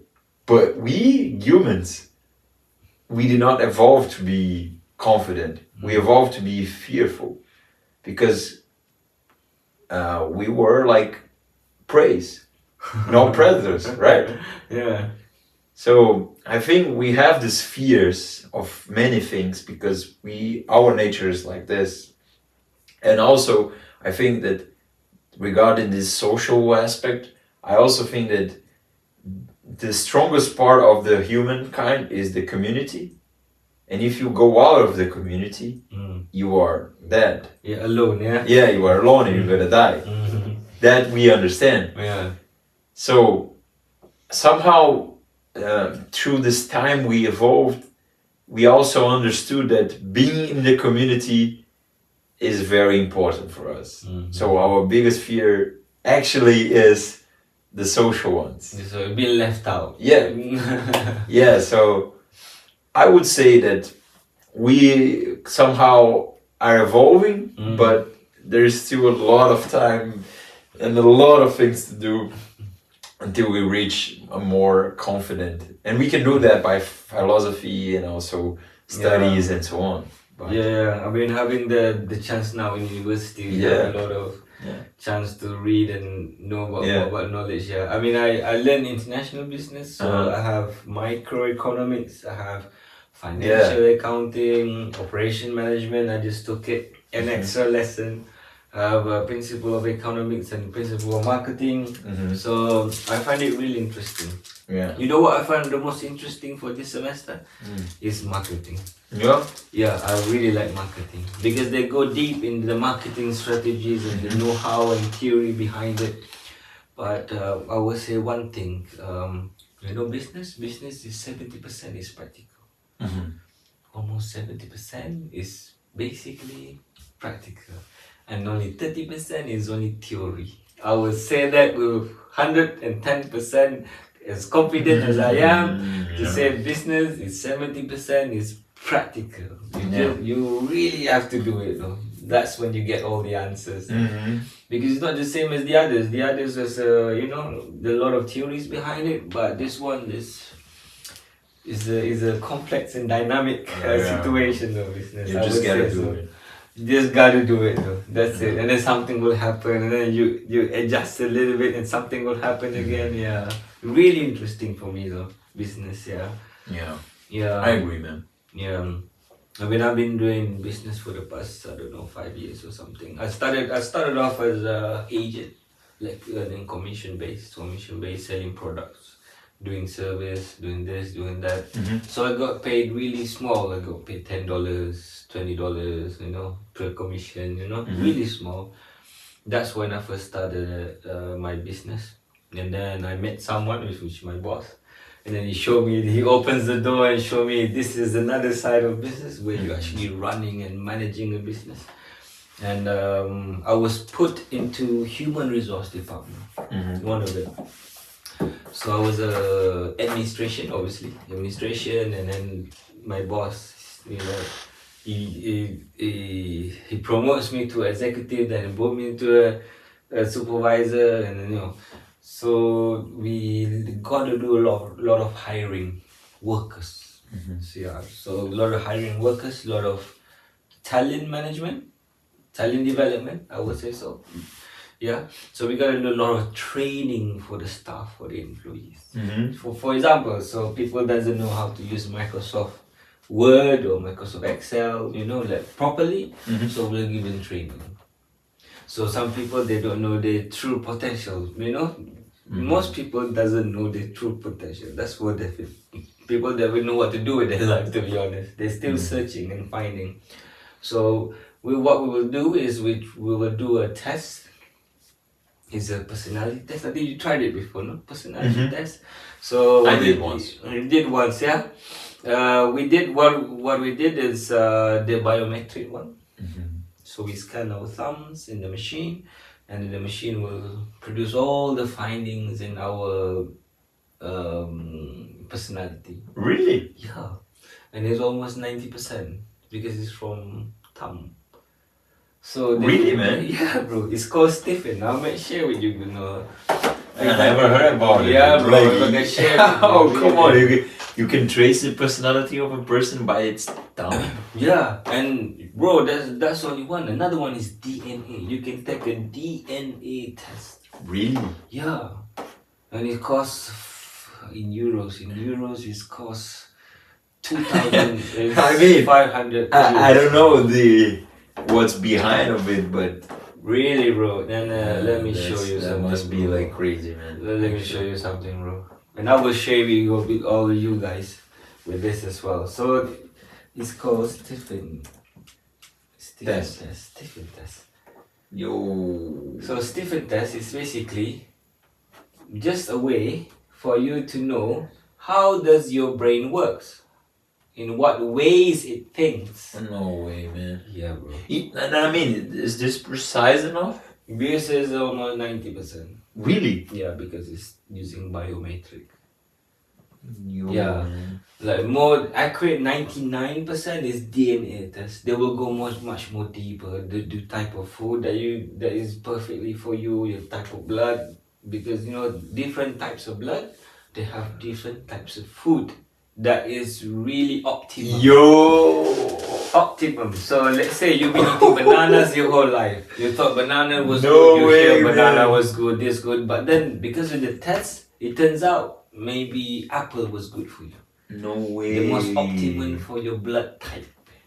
That's why sometimes you eat some food and you feel a bit lethargic. You feel because the food maybe wasn't suitable for your blood type. No way, man. Yeah, bro, seriously. So this is one of it. This is with the brain. That's crazy. Yeah, actually. this is one of the brain. I will show you this one. So this one is, there's 5 ways of human things, and it depends on each individual. So mine is this one actually. Sensing. Yes, mine is So you've done this test. I done this test. So I'm a sensing one. So me is someone who is more on doing repetitive tasks, doing something that is systematic, then I'm doing constantly, then I will get better at it. Bro, really. No way, Really, man. that's it. And I never heard about it. And my memory is strong. I'm a type of person who has a strong memories, and my strength is on my muscles, which means I have to work a lot. Yeah, because the strength is in the muscles actually. Oh. Yeah, yes, bro. Another one, for example, is thinking. This one, thinking. His power, his mind works as someone who's strategic. So we always plan ahead, 5 years plan, 10 years plan. He has the ability to see it more clearly than any other of this way. So sometimes people can't see because, oh, how can I plan this stuff? Because they just, the way their brain thinks, it just doesn't. It's not their job. So if people, that's so crazy, bro, man. it's true. So what does this happen is, if you have a team or organization, okay, and then you do this type of test, so you will know where to put the people are in the right place. But now I have a question. Okay. What if you put someone because of this test on the wrong place? What happens? That's a good question. That's a good question. Firstly, I think the chance to that to happen may be less because we already know. But what if it turns out it wasn't really the best position for them? So what we did was, before we hire them, we will have 3 different positions that we think that is suitable. Okay. So we will choose the most suitable one, the first one. If that doesn't happen, then we choose the second option. I see. So Yeah. you tested. Yeah, we tested. Yeah. Oh, yeah. So we don't fire the employees straight away, because we need to know what it takes. And then most of the people, they don't have self-esteem, to be honest with you. Because when they're trying to deal with a bigger group, so you need a good communication actually. Yeah, of course. Yeah, you need to know how to ask questions and get the feedbacks, and how you make sure the other participants actually felt that their opinion was heard. That's the most important thing. I think team management was a part of a lot of people.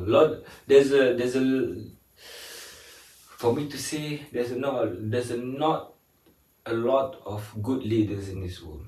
Oh yeah. Yes, there's So few, right? Yeah, so few. There's a lot of leaders, but not a lot of good leaders. And leadership is built by you working with the team. That's how leadership is built.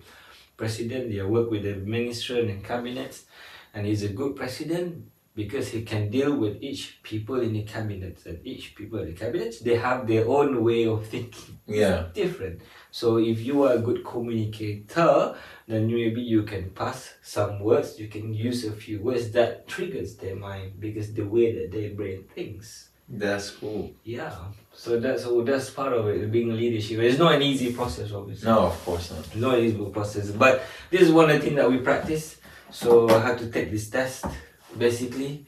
Then I was put into sensory, so I was put into building SOPs and make sure that the employees are working well, all the time management, the production, the inventories and everything. Because we did what I was working on was a food company, and we sell like a business package, but in food, because people want to sell food.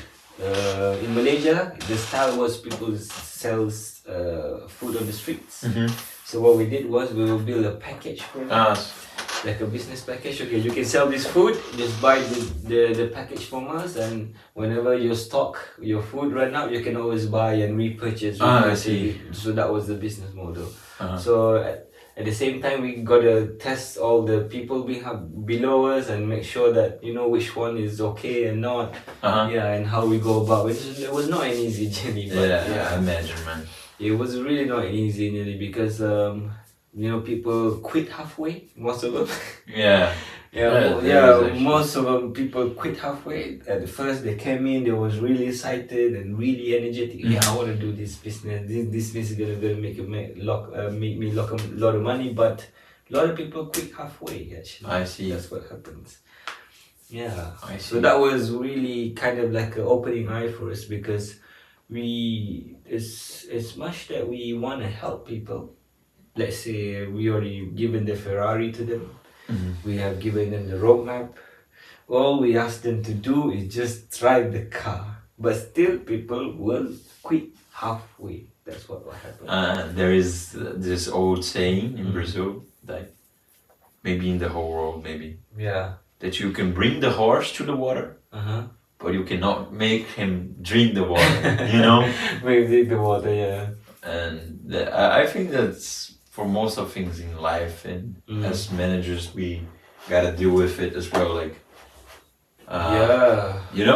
we gotta do our part, like to bring the people to the water, and then if they don't want to drink the water, if they don't want to do the thing, that's not up to us.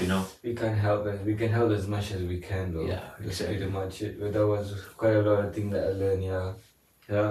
But I do remember I had 3 staff. They are the most bro, I never see anyone work so beautiful in my life, because they were administration, 3 of them. So I have 3 administration below me. One is for the inside, one is for the external, another one in the HR. So because I was a HR manager, so the admin will do all the payroll calculations and everything, and check who's came into work and that. So that's the job of the admin. So they will give me the report and look at it. Okay, double check. Okay, is this the right calculation for you to pay the salary? So that was my job, kind of job. So I had three administration, and all 3 of them are women. They're the most efficient, the most smart, the most quick administration I have in my life. I never met anyone that works so well in my life. And the thing is, they have their own initiative. Sometimes they came to me, oh, Mr. Nash, we have an issue, but I have an idea actually how to handle it. So they always come up with their own ideas. I don't have to tell them, okay, you should do this, do this. They think on their own to solve the ideas. They become proactive, bro. I never found anyone after that. Everyone can ask Mr. Nash, how is it? How can we do this? This is the problem. They always want me to solve it, which is okay. That's what I'm meant to do. But these 3 people, they have their own initiative. Yeah. And after that, because I went out, I resigned from the company. I went out to another company, and the staff was still there. But after 3 months, and they left. They left after 3 months because there was another guy that replaces me, apparently from their stories, and he wasn't being too communicative. And being too thoughtful in their own opinions. So they thought that they had no chance in giving any opinions, because whatever they give the opinion is always gonna be diminished. Those go, okay. It's my own decision. I'm the manager. I make decision. They have that kind of energy, so that's kind of opening eye for them. Yeah, man. And I think we're now bringing some aspects of this that you were saying. We, as a team, only thrive in an environment where we feel that our participation is welcome, where we feel our participation is, bringing new things, and they are listening to us. So, man, I totally agree. Like, the chemistry of the group must be strong. The chemistry was so strong, and we had a really good sales. So we had 1 million ringgit. So 1 million is still a lot. We had 1 million every month for For 3 months straight, we have 1 million, 1 million, 1 million sales. I mean, this is not profit. Obviously, the profit is a bit less, but we had sales for 3 months. The team was really organized. It was really good. I have a great partner, my operation manager. I'm a business And it's designer. so cool when everything works out, right? So cool it works out. It was It's the best feeling ever, the man. best feeling ever. We were so young. I know what you bro. mean. The papers came to us. The newspaper came to us. The media came to us. They're trying to set an appointment so that they can interview the boss and our boss, obviously, and who's the team behind of this particular company. People are coming after us. We have so many offers, bro. So many offers. So many suppliers that came. Because supplier knew our brand name was going up. Pushing, yeah. Yeah, it was emerging, and suppliers came, bro. Keep on coming. They keep on. Okay, this new type of packaging, this new plastic packaging company come and can. How long have you stayed there? I stayed for nearly 3 years. Oh, cool, man. 3 years, and then I learned I learned one thing from that actually. You know what I learned? Yeah. I learned when we just start, before the start of success, no one is coming to us. Yeah. No one is cheering us. No one is doing anything, okay? No one is offering anything. But once you reach that particular place, then everyone just comes in Full on, right? Really, the suppliers came, our friends came. All of a sudden, my friends from 5 years ago, I don't know what happened, suddenly called me. Oh, I seen you on social media. Oh, you're so good. You're doing this for this company and everything. Bro, let's hang out and everything. All of a sudden. So a lot of people came in, yeah. I see, man. I see. On the business side, it was quite difficult to make decision actually because we have so many good offers. Oh, yeah. Yeah, and we have to make sure that Decide which one. decide which one, and this one is good for us because we're gonna spend money on it. This is a good packaging, and on the terms of R&D, we have to consider that as well. So there are a lot of things that happen though, because we're trying to manage the costs. I see. And everything. Yeah. I see. So that was certainly something. Yeah, because a lot of people trying to sell stuff to us. That's interesting. Yeah, that's really interesting in making the decision that time. Yeah. Yeah. And the company had financial capabilities. So obviously the owner wants to buy a property because the cash flow was big. Yeah. And the thing is, what happened was he bought a factory, and he bought a car. He bought 2 cars actually.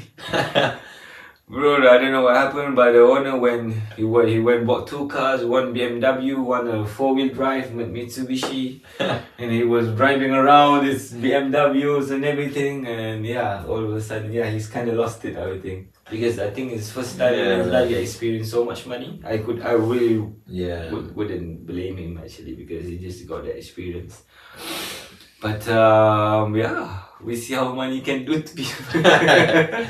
How many you can do to people, even though our bosses, we were young, bro. We were young. He was 2 years older than us. We were 25, not 25, 27, 20 something, 27. My partner was 28, and the boss was 29. He was a young people in the company, bro. That's so cool. It's so young, yeah. They had a name. It went out for 3 years or 2 years. I think 2 years. Our brand came out. And after that, after we left the company, and then because the good people was not there anymore. Yeah. Basically, because the company had a structure, had a good structure, and the people in the structure was good people, including myself, including my team, including the administration, the people who run the operation and everything. We were really good. We had chemistry. We were a solid team. And then I left, and then why have you left? I left because I was looking for new challenges. But why have you understood that another challenge would be more interesting than growing in that company? That's a really good question because I wasn't really interested in the industry. The industry that the company was the company was. There was a food industry. I wasn't really particularly in that. Yeah, it's a big industry. Of course, it's gonna make a lot of cash flows every day, but I wasn't really particularly interested in that industry, to be honest. I was more into the tech, on the tech side, on the consultancy side. service side, not the product side. Yeah, I was more into that, but I certainly had the management. Yeah. Yeah, man. That's Yeah. actually interesting because as managers, we should also be aware of this kind of stuff because I once worked in a very similar company with young people and very innovative thing and doing good business for a small company and growing and so on. But we all left and the company like not went down but definitely lost a lot of the traction that it was. So we as managers of business, we also need to understand, like, just like you said, like maybe the person that are in our office that are working with us that works really well, they have other interests, and we gotta care about it. Like, yeah, we put so much care. yeah, and if, for example, this boss of yours would care about it and say like, okay, Nash, what if we open a service for our clients? You know, if they give you this opportunity to, you know, build the company a little bit different, you know, and you could like bring your joy to the company, and you would be there. Yeah, we'll be there. Yeah. We never know. Yeah, but we had a discussion with basically we had a mutual understanding was I was not gonna continue because I think the boss was trying to head into a new direction, another direction, but I wasn't really particularly interested in that. Yeah. For me, I was just trying to continue the business how it is, the same model, because it was working. We had money. So I said, why should we go and, because he wants to open a restaurant from a type of supplier company. So he was trying to open a restaurant and he had so much cash reserve.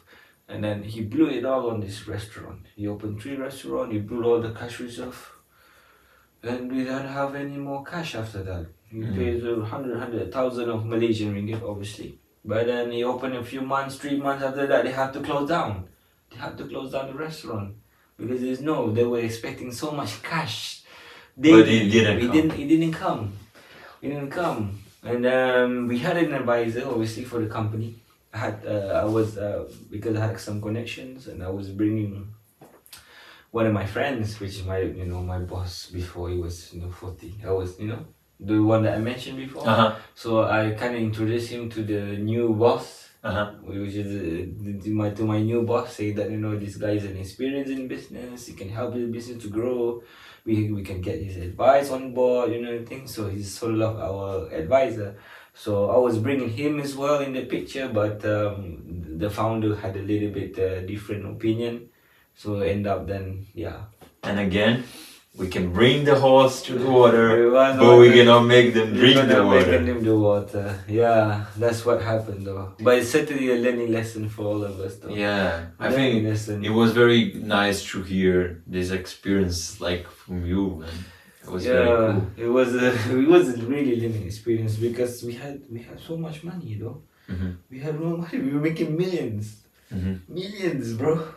Millions, but obviously it's not my money, but we experienced looking at the screen and the laptop, looking at the report. The sale was like this, and it's maintained. It's cool, right? Yeah, it's really exciting. We were young, and we was like, we can take over the world. You kind of felt that. So that was. That's cool, man. That's how we're supposed to feel when we are young. Right? Yeah. Young and powerful. We gotta take the world. Yeah, but another side of it was I had to share it though. Another side of it was I wasn't being really close to my family during that time because I was working. I was working every day. I'm only at home on Sunday, so on Saturday I was working as well. So sometimes I was not in my own area.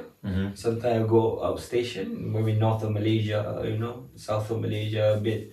We're doing a lot of outstation projects. So I wasn't really at home.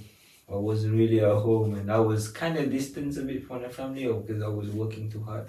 That certainly had an effect on the family because I wasn't really talk to them much anymore, Yeah. Yeah. So that certainly gave me a lesson, because my mom, my dad, my family we had a really little bit of issue, because I was too focusing on, oh, this business Yeah, is so man, good, this. I think that's very, very intense. Like I actually this past weeks I've been focused on doing hard physical challenges, Yeah. and I got so deep on it Mm. that I forgot everything on my side, man. Uh, And I've done that so many times in my life, like with other work experience as well. And I think that's sometimes you gotta find this balance, but sometimes you gotta also, yeah. do. Yeah. You gotta do it, Yeah, man. bro. Because, yeah, it's a balance of the long term, not in the short term.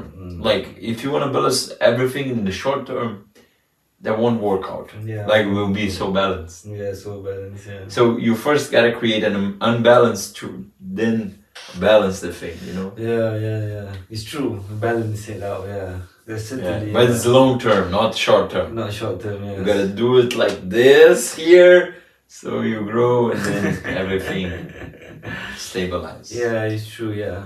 But I do being grateful, because my my friend, the old guy, that I used to be a personal assistant to him. He certainly helped me a lot in learning about the business and growing the business, because I always ask him the question, I had this problem, our sales is still 200,000, 500,000. We want to get up to our own target. He always show me the way, the steps, and always guide me, this and that. Sometimes this new supplier comes in, there's new business people want to do business dealing with us. So I will ask him a question. This guy just come in, he's from this company. He came in with a proposal, he was trying to do this and this and this. So I always ask him for advice, and he certainly give a few points. Okay, why do you ask him this? Ask him this, ask him this. Yeah, so he will go a bit deeper and try to understand, And that's very Yeah, he helped me a lot. He helped us a lot, the whole team actually.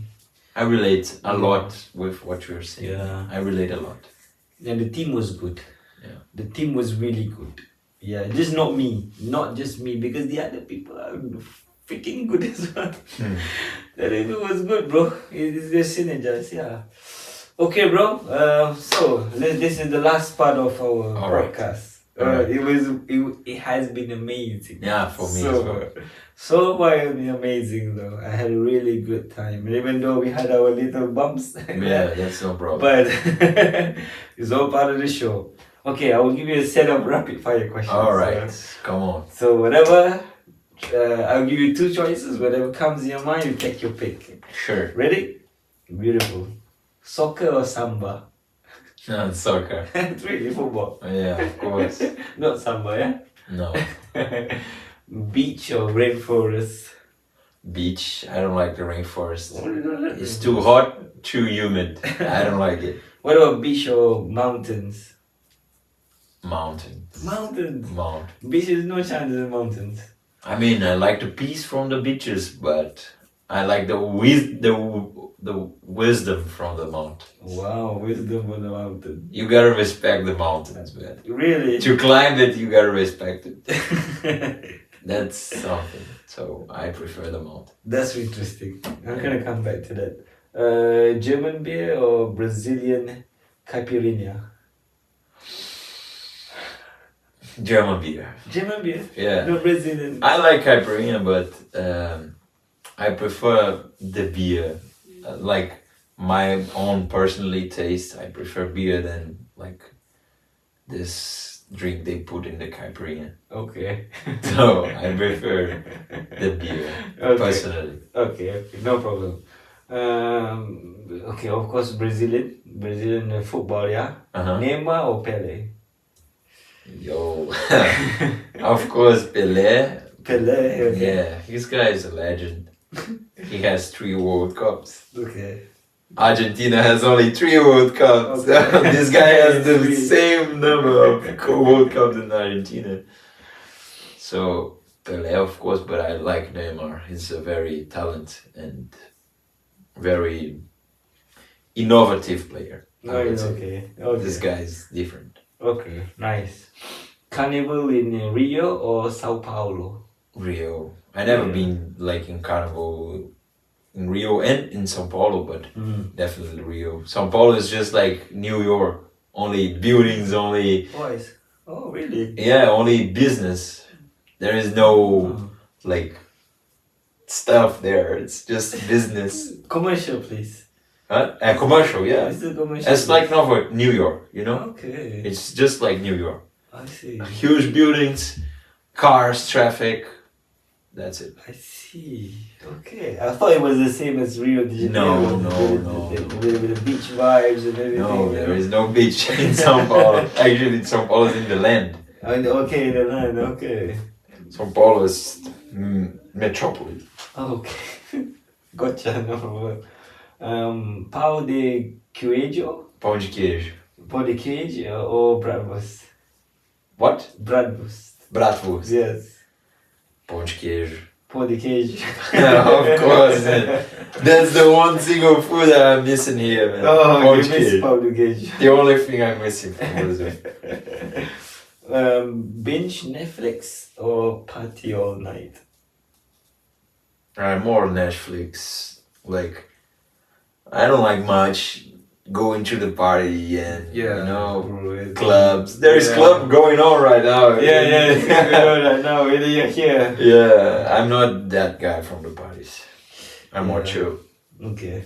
They say no. I find it boring going in the club. Yeah. Sometimes, Yeah. it's the same. It's okay. City life or countryside? Countryside. Countryside. Countryside. Oh, okay, we have to go on the trips on unlimited free food or unlimited free travel? Travel. Food I can buy. Oh, really? I mean, if I could choose, of course, travels. Because travels shows you the world, shows you the things. And food is good, but it's a personal experience. And I think travel is way beyond that. Okay, so you value on personal experience more than the food. Yeah. Okay, let me find another one. If you could have dinner with anyone in the world right now, who would it be? The grandfather I never met. Huh? Grandfather? Your grandfather? Yeah, my grandfather I never met. Oh, really? Yeah. Why, bro? What did you hear about him? I mean, he's the father of my father. And I've only heard about him. That he was this spiritual guy that knew so much and was a very funny person and very welcoming guy. And I never had the opportunity to meet him. So I always wondered who is this guy, how he was, and I would definitely decide to meet this grandfather of mine that I That's very interesting. never seen. Okay, the grandfather, may you rest in peace. Yeah. Okay, bro, another one, yeah? Morning person or a night person? Morning. Morning, nice. Street food or fancy restaurant? Street food. Street food, all the way. Nice. Would you rather have no internet or no music? No internet, man. No internet. Turn off the internet, I don't care. Music, I'm gonna go crazy. Okay, rainy day with the book or a sunny day at the beach? Sunny day at the beach. No, even though you like books, no? I do like books, but life is life. Living is living. Books are books, man.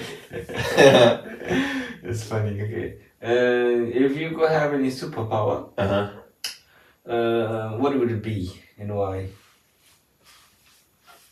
It would be having the ability to understand what the other is thinking. Oh, so you can read their minds. Is Read it? the minds. Oh, why is that though? I don't know. I don't know, man. I just think it would be like very powerful and very useful as Useful that you can just read their minds without them saying anything. well. But I think also that's not gonna be nice because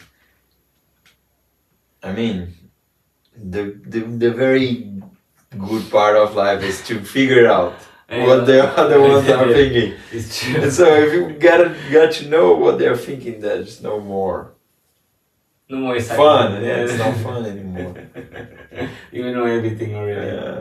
Okay. 1 week in the Amazon or Copacabana Beach? Copacabana. Copacabana. Yeah. Yeah. Would you rather live in the past or the future? In the present.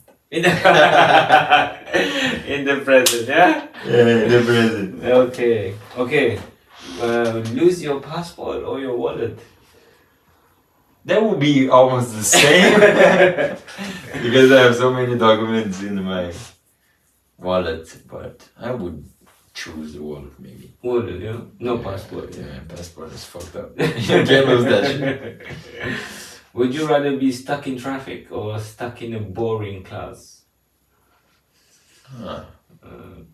Traffic. Because I can turn on music.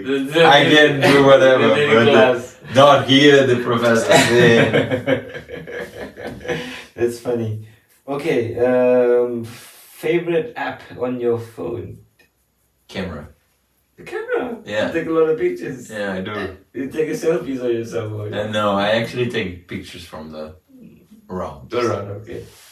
Okay, it's good, very good. Last one, bro. If you could travel time, which era would you visit? I would say maybe the caves age. The cage? The cave. The cave, oh, the cave. Wow. Yeah, the Stone Age, you know? Stone Age, yeah. Where people were like Drawing Just- things on the yeah, cave. drawing things on the caves and hunting big animals. I don't know. I truly believe there is a lot of our history right there. The way we do things right there. I see. That's very interesting. A lot of people would choose maybe the Bronze Age or, a little bit after that. Yeah. Where there's a little bit more innovation, but you choose right at the beginning. Yeah. It's all where it all began. So I know many stuff came from that era. Okay. All right. Oh, thank you very much. So before you wrap up, is there anything you'd like to share with our audience? Maybe a piece of advice for other international students that want to come to Germany? Yeah, I would say challenge yourself. Do more than you were asked to do, and meet new people. You never know. You might come to a podcast and have a very good conversation with a friend. You never know. Yeah.